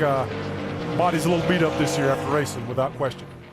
I tell you, I think, Alan, you can honestly say Drew Herring really did not have anywhere to go. I mean, his speed he was carrying off at turn 4. He couldn't have changed lanes at that particular point. Well, and come back to what I say. First time at Dover, things happen faster here than they're going to at most other places you've ever raced. And, you know, there it is. There's a car in your way. Got to avoid it. Well, you're right on with your comment right there. You really are. I mean, if you're a rookie, I mean, you got to learn real quick. But I don't know, even being a rookie, you could have changed what just happened there. 2 race cars for him today, record car qualifying as well. So tough day for Drew Herring. All the debris Rusty talked about on the racetrack has forced officials to put out the red flag to clean it up. So we will take a break. 65 laps to go from Dover. The Monster Mile living up to its rep. ESPN's coverage of the NASCAR Nationwide Series from the Monster Mile. Coverage today presented by CC's Pizza under the red flag with 65 laps to go for a significant cleanup off of turn number 4 after a 2-car accident involving Elliott Sadler in the 88 car and Drew Herring in the 27 car. Not just the cars, but bits, pieces, and a lot of oil and fluid, as you can see, needing to be cleaned up over in that section of the racetrack. And that is why the red flag is out. Gives us an opportunity to talk about some interesting happenings on the NASCAR Sprint Cup side surrounding the first of today's 2 final practice sessions that happened earlier at the Monster Mile. To set it up, we need to review the penalties given to Clint Boyer. After his win in last Sunday's Sprint Cup Series race in New Hampshire, his car failed a subsequent inspection at the NASCAR R&D Center on Tuesday. The body placement on the car, not where it should have been according to NASCAR specs. Boyer docked 150 driver points, which knocked him from 2nd back to 12th in the chase. Crew Chief Shane Wilson and the car chief Chad Haney suspended for 6 races. Wilson fined $150,000. Childress docked 150 owner points. All those penalties are being appealed. Well, naturally, when the press conferences began here at Dover on Friday, A lot of reporters were asking other competitors about the situation revolving around the Childress team. In the garage, everyone's known it for months. It's not 2 weeks old. This is something that's been going on for months. They've been warned for a long time, way before Richmond. So this is not something that, oh man, we got, they just told us halfway after Richmond and going in the Loudon that our car's wrong. They knew it was wrong way before that, and I felt like they wanted to get everything they could. What did they have to lose, really? So, you almost can't fault them for that. Well, and flash forward to Saturday morning's practice. Kevin Harvick, one of the Childress drivers, follows Denny Hamlin out onto the racetrack and basically appears to be trying to send a message. He is upset. I don't like what you said, I think was the message. Little contact, a little more contact, a little more contact out on the racetrack. Both drivers called off the track by NASCAR into the garage where discussion ensued. Boys having a little bit of a heated debate on territory there. And, it's very difficult when you're making the implication that someone else is cheating. It goes to the core. And what happened in this instance, as we saw with the fines and penalties, NASCAR has called a black and white ruling a foul. It's cut and dry. So the argument is the penalty. Was the penalty too stiff? That type of thing. But the infraction was there, and they call it 100% a black and white ruling. No discrepancy. And as far as the situation today was concerned, there was some radio traffic on Clint Boyer's radio saying, hey, your teammate was out there sticking up for you and so on. Let him race. Absolutely. That's what's going to happen. Let's see what happens. Now, let's talk about the appeals process. The appeals hearing will be held this coming Wednesday. NASCAR gathered this information and distributed it today at the racetrack. Since 1999, there have been 132 appeals of NASCAR penalties to the National Stock Car Commission. 88 of them, so 66%, two-thirds, are upheld. The original NASCAR penalty stands. About a third, the original NASCAR penalty was either reduced or completely overturned, and in a very small number, the penalty was actually increased from NASCAR's original mandate.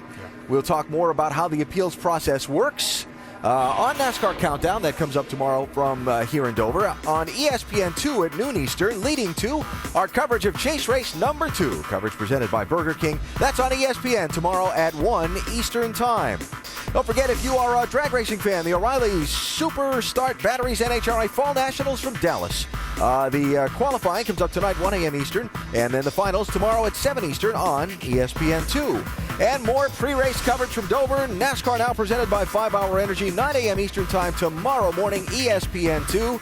I've done a lot to talk about this week. There you go, absolutely. I love it. Elliott Sadler involved in the hard crash that brought out the red flag. He's with Vince.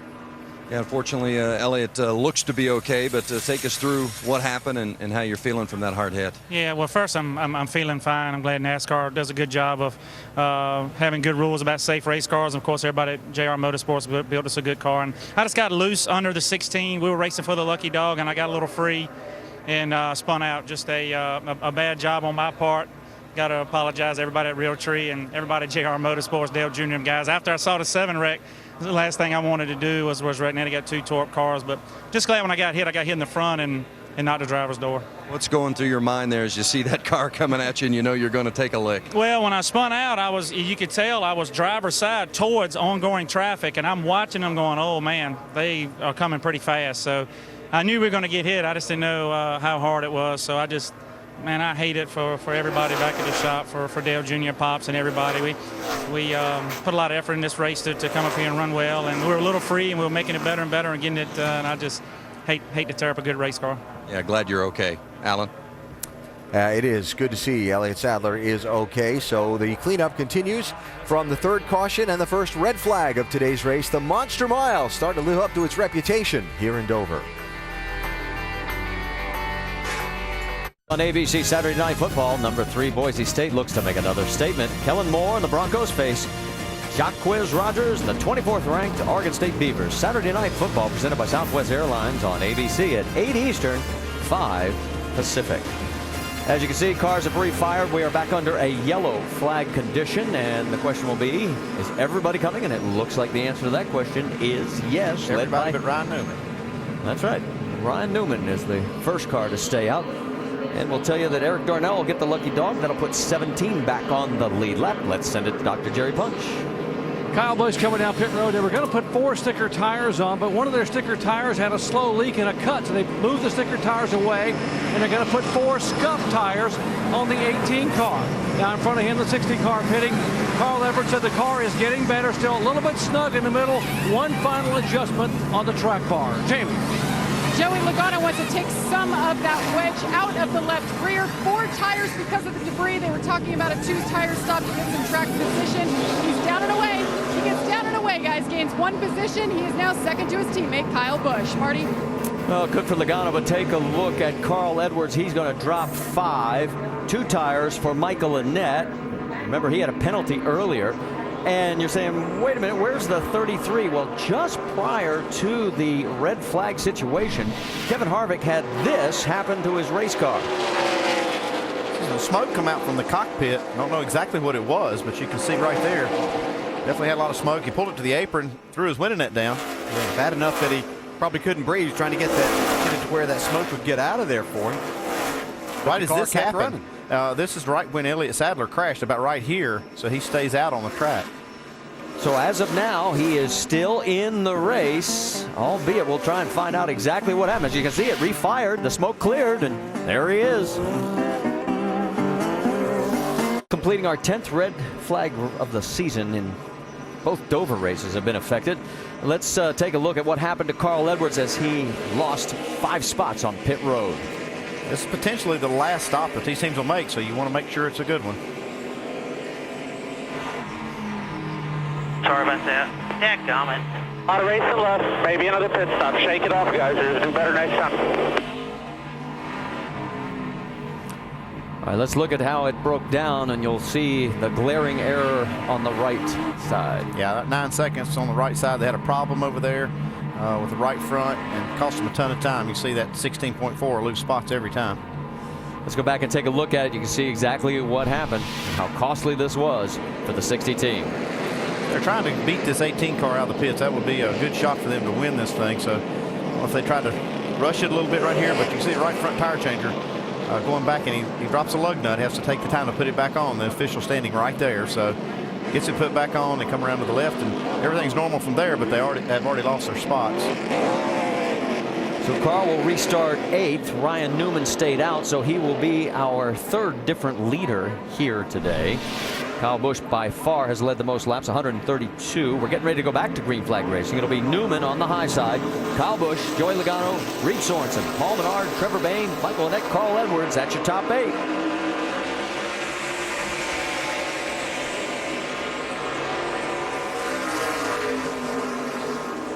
Well, that wasn't a fair fight. Nah, Newman on the older tires just can't hold off Kyle Busch. Question is, how quickly can anybody else get around Newman to try and close in on Kyle? Because here he goes. Yeah, that's going to be the key. Is he's so fast on these restarts, Kyle is, that he gets out there and gets away, and then you can't run him down.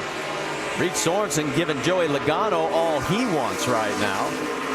This is as far up as Reed's been today. Yeah, he's had a nice solid day. Been in the top 5 pretty much all day. They had a pit stop that he lost a couple of spots, but he made those back up on the track. See, Logano takes that spot away now in 3rd. Paul Menard trying to get underneath the 99 of Trevor Bayne. You're going to have Carl Edwards right there. You're riding with Carl, trying to make up those spots they lost on pit road. Yep, Carl's picked up 1. He's up to 7th. Here he comes, taking a look underneath Menard. Leffler going to try and follow with him. Yeah, Carl got the left sides down off the racetrack a little bit. Kind of shot him up the track there, but he's able to hang on to it. Should be able to complete this pass down in turn 3. Battle for 2nd. Joey Logano underneath Ryan Newman. And he's going to clear him. So Newman, who last pitted on lap 114, everybody else came in on lap 137. You can see what tires means. Yeah, Logano wasn't able to quite complete that pass. Newman had a run still on the outside. Logano couldn't pull up in front of him, so they're still battling side by side here. That stays on the right side of your screen. Let's go back a little bit further. You got Michael Annett and Stephen Wallace battling for 9th. There's Ricky Stenhouse. Whoa, that got close. And Newman's out of shape, too. And there's Kevin Harvick. Now, remember, he was at the tail end of this deal after basically stalling. Thought there was a major issue with the car. All of a sudden, it refired. There's no more smoke, and here he is taking on Ricky Stenhouse. Racing everywhere. Logano's still working underneath Ryan Newman. Doc, what are you hearing on the 33? Marty, what happened is that Kevin saw smoke in the car, and the car started to sputter, so he shut it off, and it was the cooling system that shorted out. He dropped the window net and was headed toward the fire trucks. He was going to pull the fire trucks and get out and let them put the fire out. That's when the caution came out with Elliott Sadler. So Kevin stopped the car on the track. The fire went out by itself. He sat there. They came down pit road, changed tires, shut everything off to a backup ignition, put the window net back up, and here he is now running the car back towards the top 10. Timing is everything. Great report, Doc. Vince Welch caught up with Drew Herring. He was involved in that big crash with Elliott Sadler. What a tough weekend for the 27. They lost a motor in practice, crashed in qualifying, crashed here in the race. Give us, Drew, what's going through your mind when you come around the corner and you see Elliott sliding back down the track? Trying to do everything I can to miss him. Just got the call late there. I came around, I was already in the gas wide open and got the call. There was a car spinning.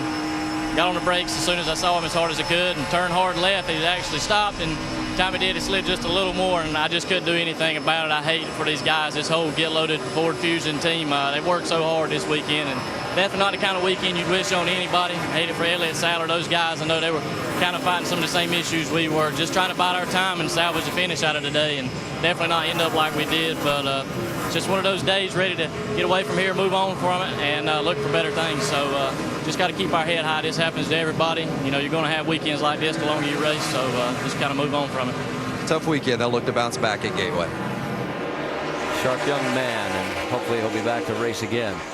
Battle continues out on the racetrack. As you can see, we've got 6 cars, basically cover them all with a blanket. Reed Sorensen trying to get under Ryan Newman, and he's having a hard time. Yeah, Ryan Newman's making it difficult. His car's just good enough on that high side to really give these guys fit. Carl Edwards knows that he has a faster car, but he's got nowhere to put it. Carl has moved up to the 5th position. You notice on the right, Danica Patrick looks like she's going to get back into the car. She's 36 right now, 67 laps down and counting. She was our first caution with a right front tire blowing. All right, let's get an update on Ryan Newman, because he's actually hanging on, Dave Burns, better than a lot of us probably thought. Well, Marty, think of the things working in his favor. His crew chief told him your times didn't fall off that much as the run went on, so we think the tires might be okay. You can make it to the end on fuel. And, oh, by the way, remember how some drivers complain that Ryan Newman is hard to pass? That's good for track position. He is definitely hard to pass right here. His car is really loose, but he can make that outside lane work just good enough. He's got a lot of cars stacked up behind him, though. I'm kind of worried about him getting crashed. What it's allowed to happen is the 2 guys in front of him, Busch and Logano, are now 5.5 seconds in front of this group. If you look right behind this group, they're stacked up right here. Look at this. All these cars getting bottled up behind Newman. Menard going underneath the 99 again, and there goes Edwards. This is what he needed. He is really hacksawing the wheel, trying to get the pass done around Reed Sorensen. And this is where that one lug nut has come so costly, because he would have avoided all this. Yeah, he'd been in front of this. He would have been trying to track down Kyle Busch. Yeah, now he's having to use up a lot of his race car and the tires just to get himself back in front of this group. Ricky Stenhouse taking a look under the 66 of Stephen Wallace. Can't get it done as he slides up. Justin Allgaier right behind him there, and he's back on the lead lap. Remember, he was one of the lucky dog recipients. Then it is Harvick in 12th and Brad Keselowski there in 13th. Here goes Carl taking a look underneath Ryan Newman. This is for 3rd. Carl's car doesn't look as loose as what the 32 was for Reed Sorensen, so he should be able to make this pass a little easier, I do believe. The problem is, as he finally clears Ryan Newman, he is now 7 seconds behind race leader Kyle Busch.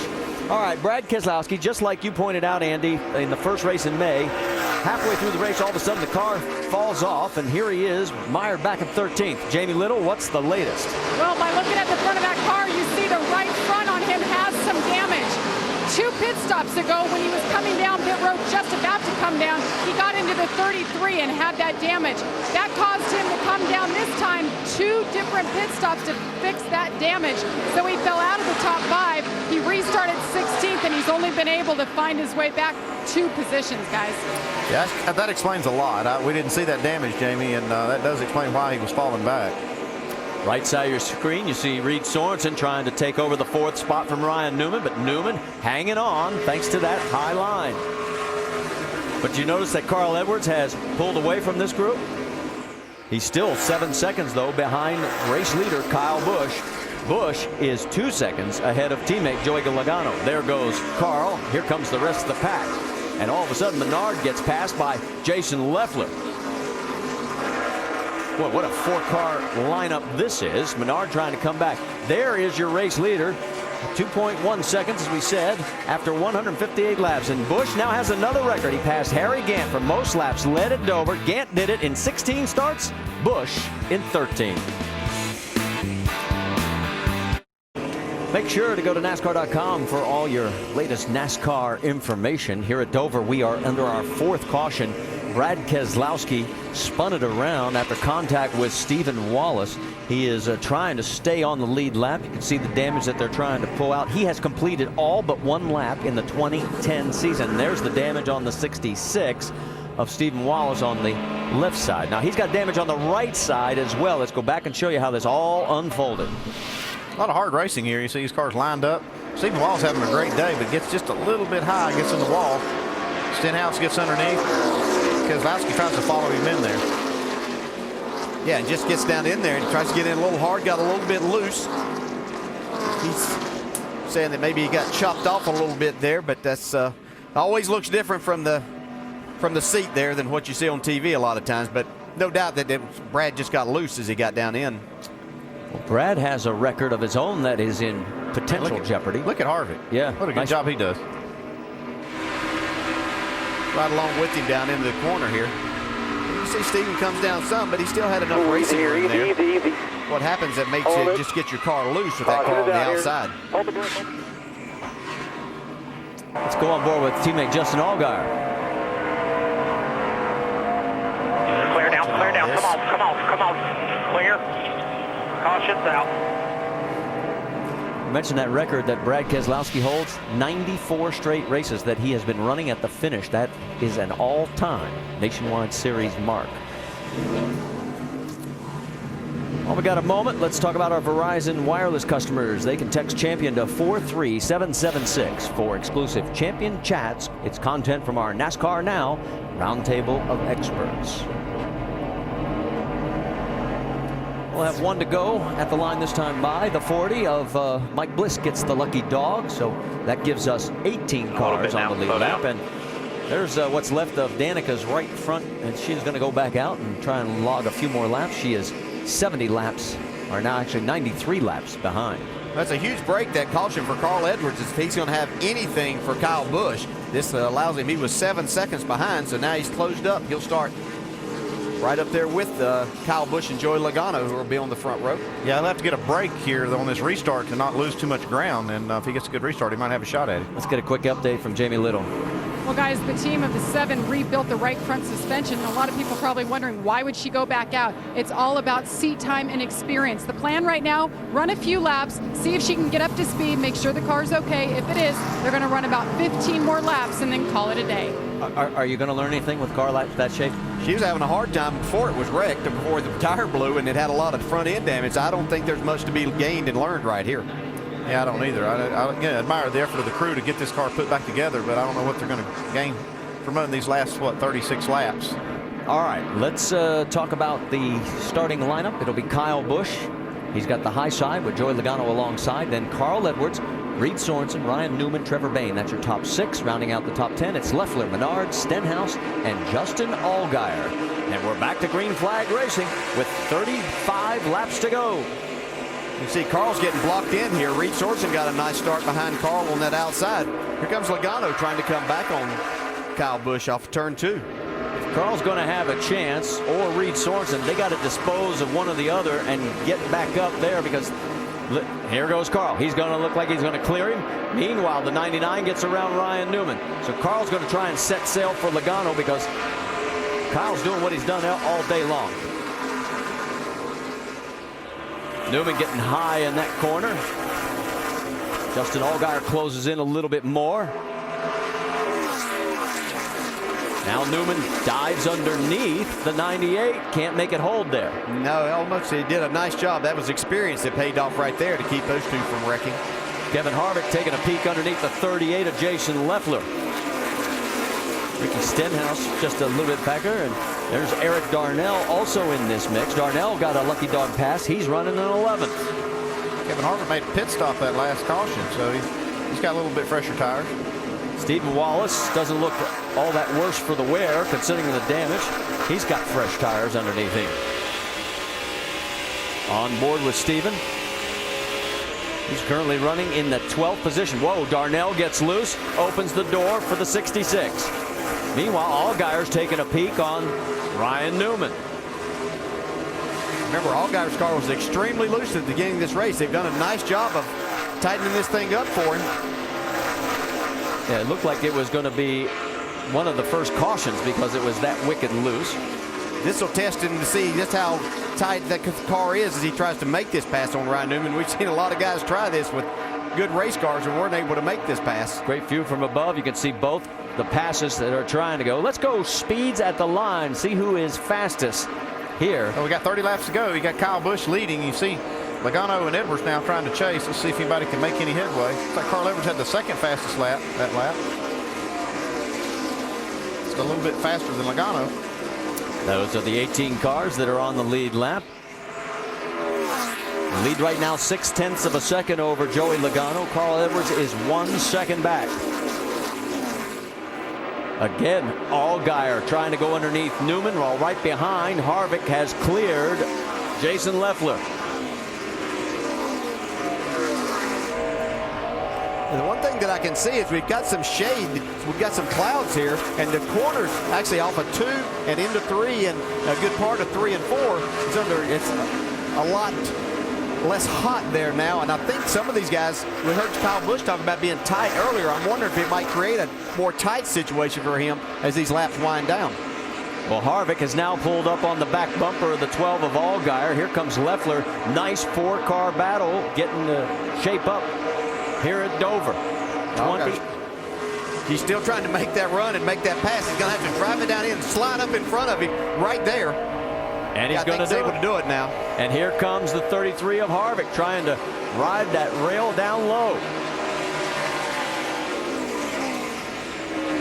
That was a nice job of learning by Justin Allgaier there what it was going to take to make that pass on Ryan Newman. He kept trying to stick his nose in, but it was the wrong place. He finally got that run on the exit of the corner to where he could carry that speed down the straightaway and took a slide job on him. Okay, the one thing I've noticed on this last restart, Kyle has not opened up that instantaneous 2.5, 2-second lead. It's 0.7 of a second over Logano and Edwards. Well, that's the first restart we've had without fresh tires. They had run a few laps, had a caution, so now these cars are able to catch back up and reset.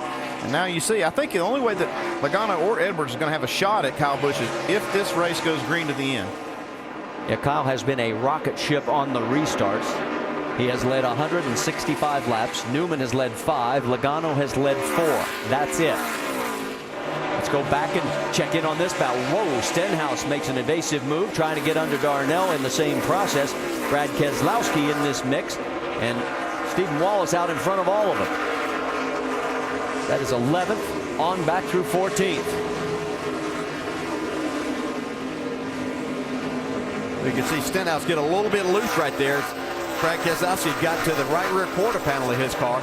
You know, I'm watching Stenhouse, and we talked about his great comeback. A couple of cars back is Brian Scott. Scott, at one point, had Rookie of the Year honors basically in the bag. And right now, I think it was a 3-point difference coming into this race. And here's Stenhouse again running in front of Brian Scott. Yeah, he is doing that. I'm looking at Eric Darnell there in that 16 car. He's done a fantastic job. He's picked up 24 spots. He didn't have a good qualifying effort. He got down a lap at one point today, got that back, and now is up in the 12th spot. Well, Darnell made his first nationwide start of the season back at Richmond. He started 17th, finished 22nd in that race.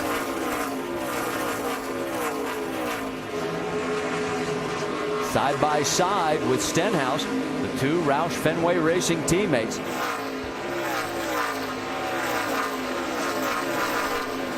This is where Jack Roush gets a little bit nervous when these guys start racing each other. He's seen this before earlier in the year, and they'd get in the same accident, but you can see Ricky Stenhouse takes that spot away now. And there's Brian Scott, as we mentioned, just a couple of cars behind him. Brad Keselowski, followed by Brendan Gaughan, Michael Annett. Those guys are all on the lead lap. I think that damage that Keselowski has to the right front of his car is really affecting the handling on his car right now. He's just not able to hold the car down in the center of the corner. Brian Scott taking a peek underneath Darnell.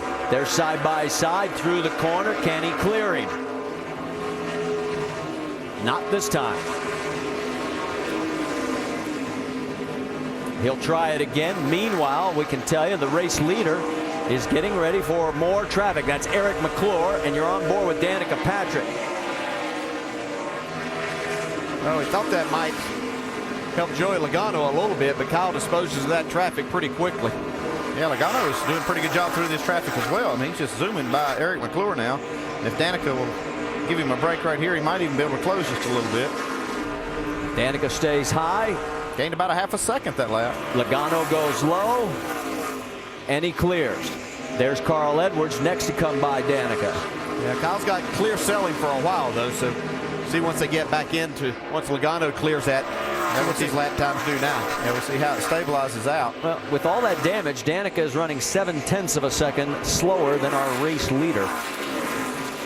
But she's flogging it. She's getting out there and getting the laps.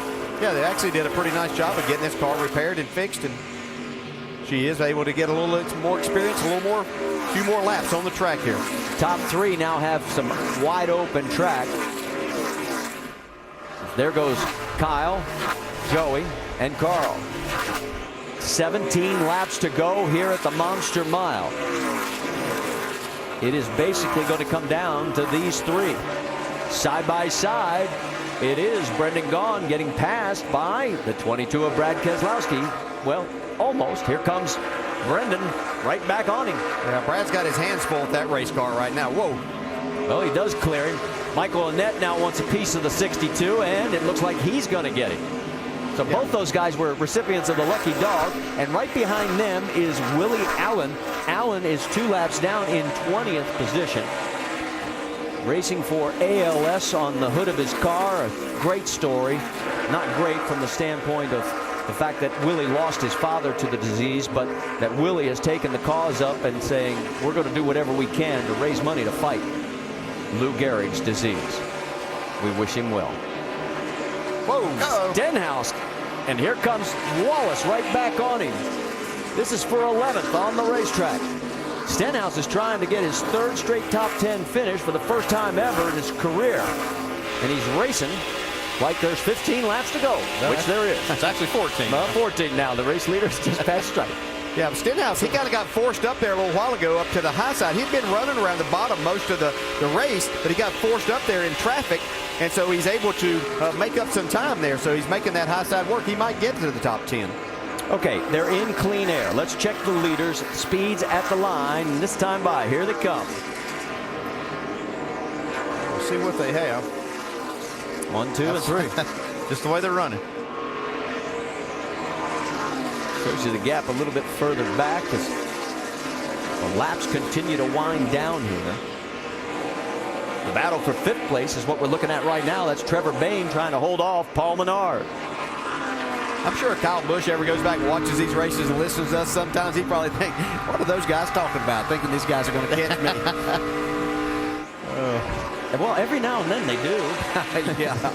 4 times they don't, though.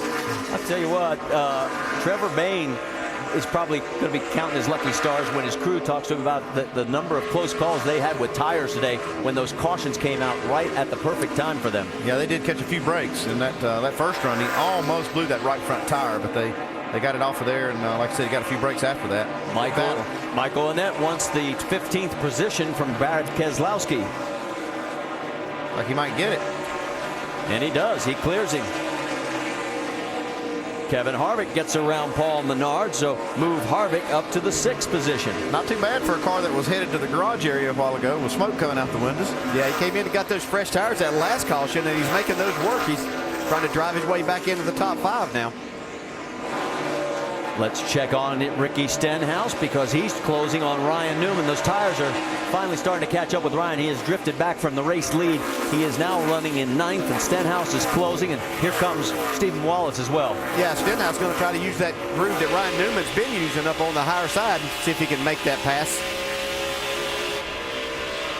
The view from Stephen Wallace.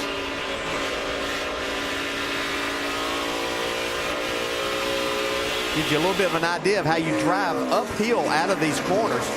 It's what you fight. You've got the banking, and then it flattens out, even though the straightaways are still banked 9 degrees. You see Brian Scott also giving the 66 a look.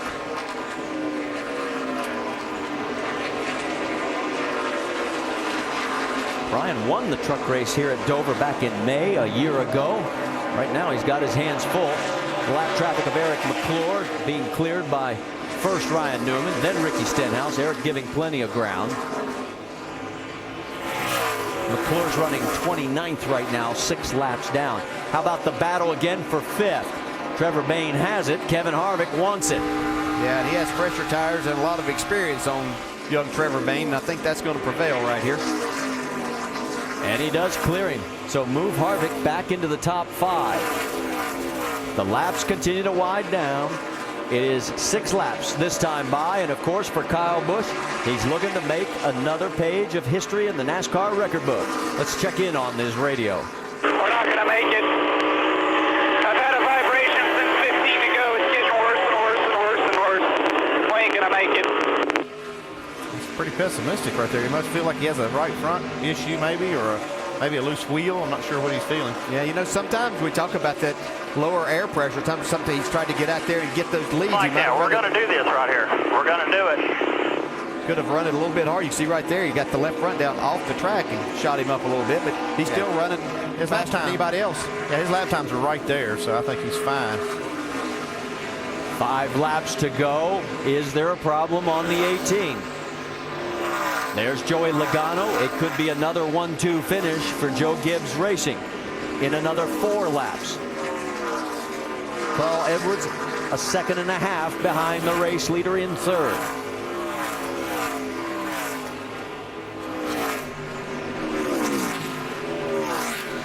That last lap, both cars, Joe Gibbs, Toyotas ran identical 24.8-second laps.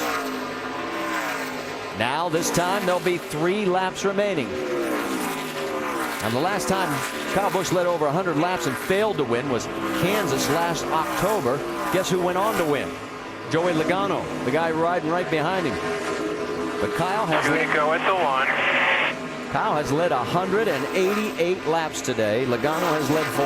Yeah, and he's going to encounter a little more lap traffic here. Just be a matter of where he catches him. Does it slow him down? You can see Joey Logano's catching him. He's got it down to a 0.5 second here right now. 3/10 that last lap. Edwards is also closing in. And Kyle does have lap traffic. 2 cars that he's going to have to maneuver through. The 09 of Kelly Byers. Byers gives him room. Here comes Logano charging through the center of the corner, though. They're going to have one more lap to get it done. White flag is out. Does Kyle Busch make the record stick? Logano wants a piece of it, but he's running out of racetrack. Bring it to us, folks. Still there. Down the back straightaway for the final time. Kyle Busch, Joey Logano. It could be and will be the 11th time that Joe Gibbs Racing is going to finish 1-2. Coming around the corner, 41st win of his nationwide career. 11 right there, boys. And he's got the record. There we go. All right. Woo. Carl Edwards comes home in 3rd, and you can see how far back it is to Reed Sorensen in 4th. Rounding out the top 5, it will be Kevin Harvick. Joe's going to get his picture taken. Here comes a battle. Stephen Wallace, and he holds off Brian Scott for the 12th position. You are awesome, dude. Thank you so much. But whatever problem Kyle had in that race car, it wasn't enough to keep him from winning. I'm not sure he wouldn't mess with those guys.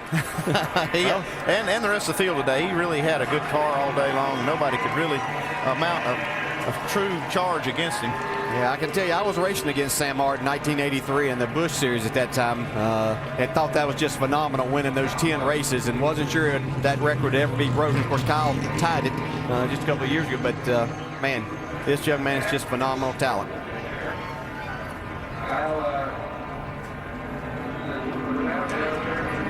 Just a matter of where he's going to set this record now before we get to the end of the season. He's going to have a few more chances. Well, and we pointed out a while back, I mean, if he had run every race this year, he would be the points leader. But, of course, it has been a limited schedule.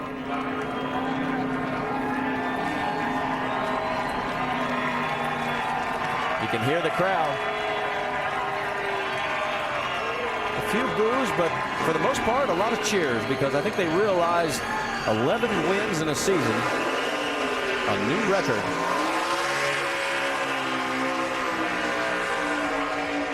And he's done it in 23 races this year. This is race number 28 on the schedule, but he hasn't run 5 of them. Yeah, that's batting almost 50% there. That's pretty good. I don't care what division you're racing in. And he's got the burnout process down pretty good, too. Well, he's got a lot of practice. There's no doubt about that. It'll be the 14th win for Toyota at this track. They lead Chevy, who has 6, Dodge with 5, and Ford with 3. And he's got them lit up right there. Fans are loving it. And that's in 2010, I should point out. I think I said at this track. That's for the season. 14th win for Toyota. Wow. Yeah, where is he in that pile of smoke? There he is. Uh-oh, radio coordinate's going to play. There we go. Of course, he'll do what he always does, head over to the flag stand to get the flag, and we'll get the traditional bow.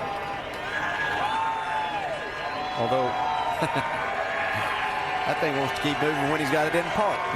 Yeah, they didn't want to roll it back into the wall. And it is. It's trying to creep on him there. There it goes. He's going, okay, give me a chalk or something to weight this thing down.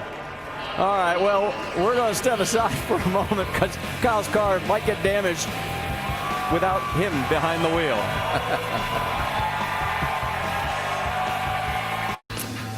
Well, Kyle had trouble keeping the car from rolling back into the wall. Remember, the straightaway is still banked at 9 degrees, and you can see there 10 plus 1 equals 11.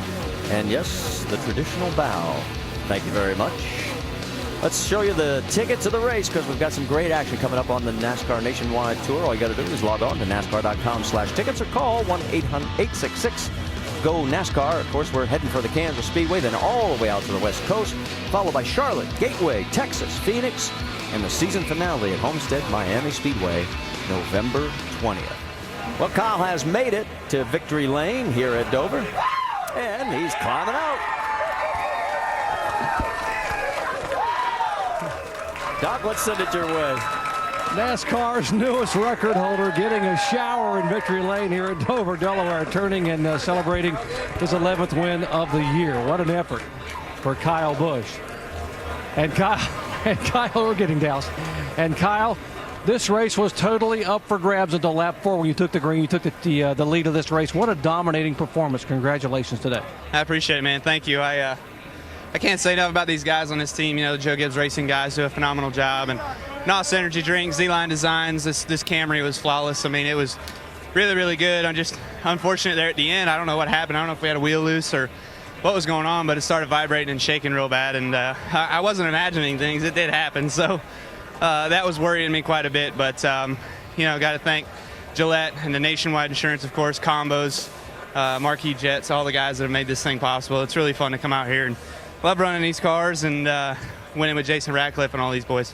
Yet another record is yours. I know these records mean so much to you, but this one is special. Most wins ever in a single season in the NASCAR Nationwide Series, topping one of the all-time greats, Sam Ard. Yeah, it's pretty spectacular to be associated with these guys and have these guys win with me. And you know what? Leo's in victory. He better be in victory lane with us. Where's Leo? Where's Leo? There he is. Leo's here. This is his first time in victory lane. I told him, I says, if I ever break 10 wins, you're coming to victory lane. And sure enough, we did today. And it's cool to get a guy like that to victory lane. He's superstitious for some reason, just doesn't like come to celebrate, you know. He says, that's what we're here to do. We're here to win races. What's there to celebrate? So, but we're celebrating tonight.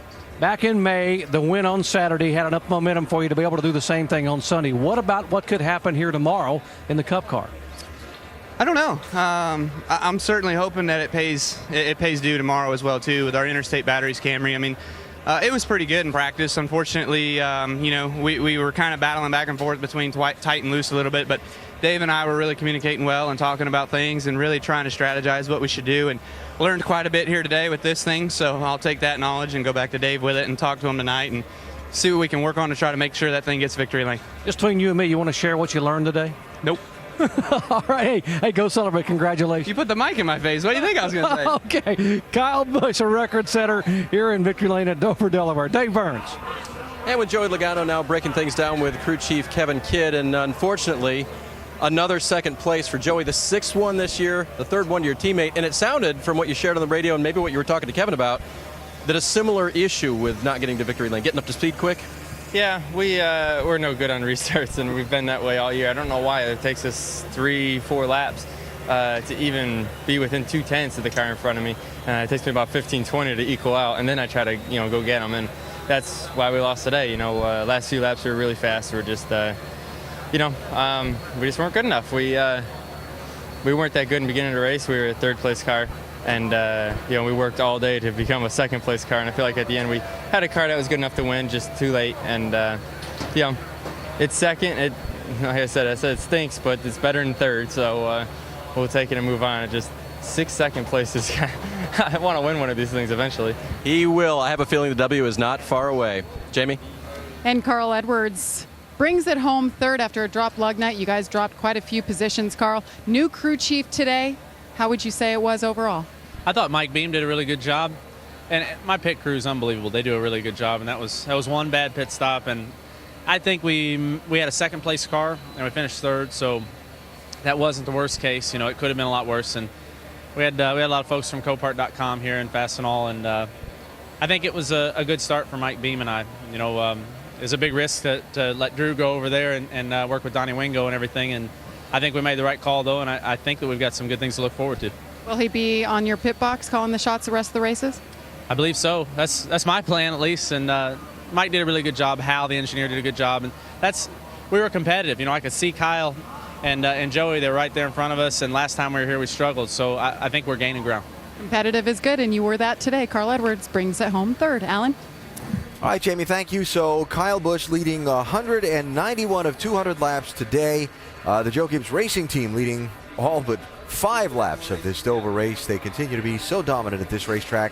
Kyle Busch breaking the all-time single-season wins record in the Nationwide Series that he shared with Sam Ard. Words to describe the performances you're seeing out of Kyle Busch this year. It's just fantastic. I mean, he is driving the wheels off that car. I mean, to break that record, and Alan do it by dominating today, leading 191 laps, like you said, just an amazing feat. Those guys have got that Joe Gibbs Racing Toyota Nationwide team figured out. They've been doing it week in and week out, and you got to commend him. You really do a great job out of him. Yeah, he matches up so well with this Nationwide car, and from day one of this season, he has been dominant. He has continued to build upon that. And it's truly it's a pleasure to watch the guy drive these race cars. He's so good, so talented. It's a lot of fun to watch him. He stinks up the show a lot of times, but it's still fun to watch him race. And congratulations, he broke an incredible record that Sam Ard has held for a long time. Kyle's pursuit of the record and the Joe Gibbs dominance here at Dover. One of the stories we talked about starting our coverage. Danica Patrick was another, and how this would be the toughest test yet for her stock car foray. It wound up with a 35th place finish. Let's hear from Danica. Certainly a disappointing and frustrating day for Danica. And when we talked before the race, you said you just hope to go out and run to the finish and learn. Well, you were running at the finish. It was that in between. What can you take from a day like today? It's hot out there. Just take a nice little break in the middle 100 laps. No, really disappointed. It's funny. I was talking, obviously, with the 100 laps I had to talk about it. And, there's two things. One, every time I think I'm going to do well, I don't do well. And every time I'm not sure what to expect, I do well. And it's just kind of gone like that this year. Michigan was a prime example. I thought I was running well, and we were just loose, and, it didn't go great. And anyway, and then the other part of it is that, I don't know what I need out of the car to be good in the race. I know what I want for one lap to feel good, but that doesn't mean it's going to be good for 70 or 80 laps. And so, even on that last run out there that I did, which was 30 or so laps, we freed it up and went out there, and I started out feeling a little loose, and then it kind of settled in, and then I was pushing by the end. So it's like, how loose does it have to be when you start to have a good end? And I don't know if that contributed to the right front blowing out in the first run or not, but I was getting to the point where there was so much push it was chattering. And so I know now from experience that, when you have a vibration or when the car doesn't want to turn, it's probably losing pressure, and, you should back it on down. But, lessons learned, and, not fun lessons, and everybody's watching, so it makes it even harder. But we'll get to go to Eddie Car to the front by the end of the year, and we'll figure it out. Thanks, Danica. Steep learning curve. Yeah, and Vince, interesting perspective there. Lessons learned while everybody's watching. And a tough place to learn some lessons today. And Danica winding up finishing in 35th position. A couple of undefeated SEC rivals matching up on ESPN tonight. Steve Spurrier's South Carolina Gamecocks take it on the road to face Cameron Newton and the Auburn Tigers. It's college football primetime presented by Hampton Hotels. ESPN tonight at 7:45 Eastern. The South Carolina-Auburn game also available online on your phone and on ESPN 3D. For more information, log on to ESPN.com. That will be a good one later on tonight. And as the celebration continues, and take all those photos to mark a very special day, let's hear from another guy who had a good run today. Reed Sorensen finished 4th, Jamie. Reed Sorensen just said, I'm going to be watching that game. South Carolina's my team. But let's talk about your race. You ended up finishing 4th. You guys got strong at the end, but you had some battles, especially with the one car. Take us through your day. Yeah, we were just too loose. And, just it's really hard to race side by side with somebody here when you're that loose. It's because it takes all the air off your right side. And I don't know, one's just racing really hard, but that's what he's supposed to do, I guess. So other than that, we had a really good car, really good on long runs. I think there at the end, the last 15 laps, we were as good as anybody, if not a little better. Just too loose to get going. And we had a good day, though. It was a solid day. We didn't really ever fall back. We always held our own. And pit crew did great. Everybody on the Dollar General team did a great job. And look forward to getting this year finished out and maybe getting a win before the year's over.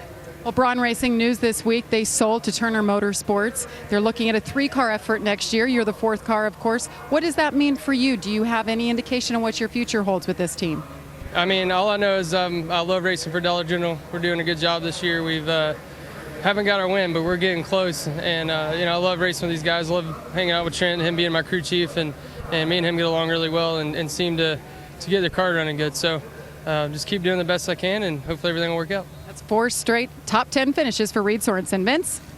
Well, we talked at the beginning of the show about Trevor Bayne and how well he's run, yet the future a bit uncertain. Another top 10 today, the 4th time in the last 5 races. Put in perspective the struggle of what's going on off the track and how you balance that to put it forth another good run with this 99 team. Well, it's a tough balance once you step out of the car. It's hard to keep a smile on your face when you don't know what tomorrow is going to hold, but once I get in the car, I mean, it's strictly focused, and we showed that again today. I mean, with all this controversy, everything that's happening, this team pulled together. We pulled off another top 10, ran top 5 till the very end, ended up 6th. So we were happy to give out Pet Care another strong run, and happy to give these 99 guys a great run with us not knowing whether I'm going to be in the car again. I mean, it's ups and downs, and it's hard to keep moving forward, but we got to. You put your strong foot forward and just keep working toward the next week right now. Will you be in the 99 next week?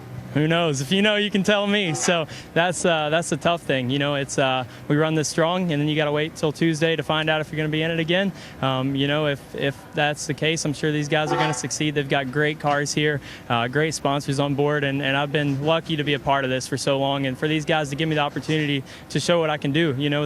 The cars, they've been so strong. Jerry Baxter's done so good adjusting. It's given me an opportunity to put my best foot forward and show these other guys what I've got. If they aren't able to exercise keeping me in the car, then hopefully somebody else can acknowledge that we've been running so good and I can stay behind the wheel for a little while longer. Yeah, Bayne and Baxter, it's been a great combination for the 99. It'd be a shame to see that break up.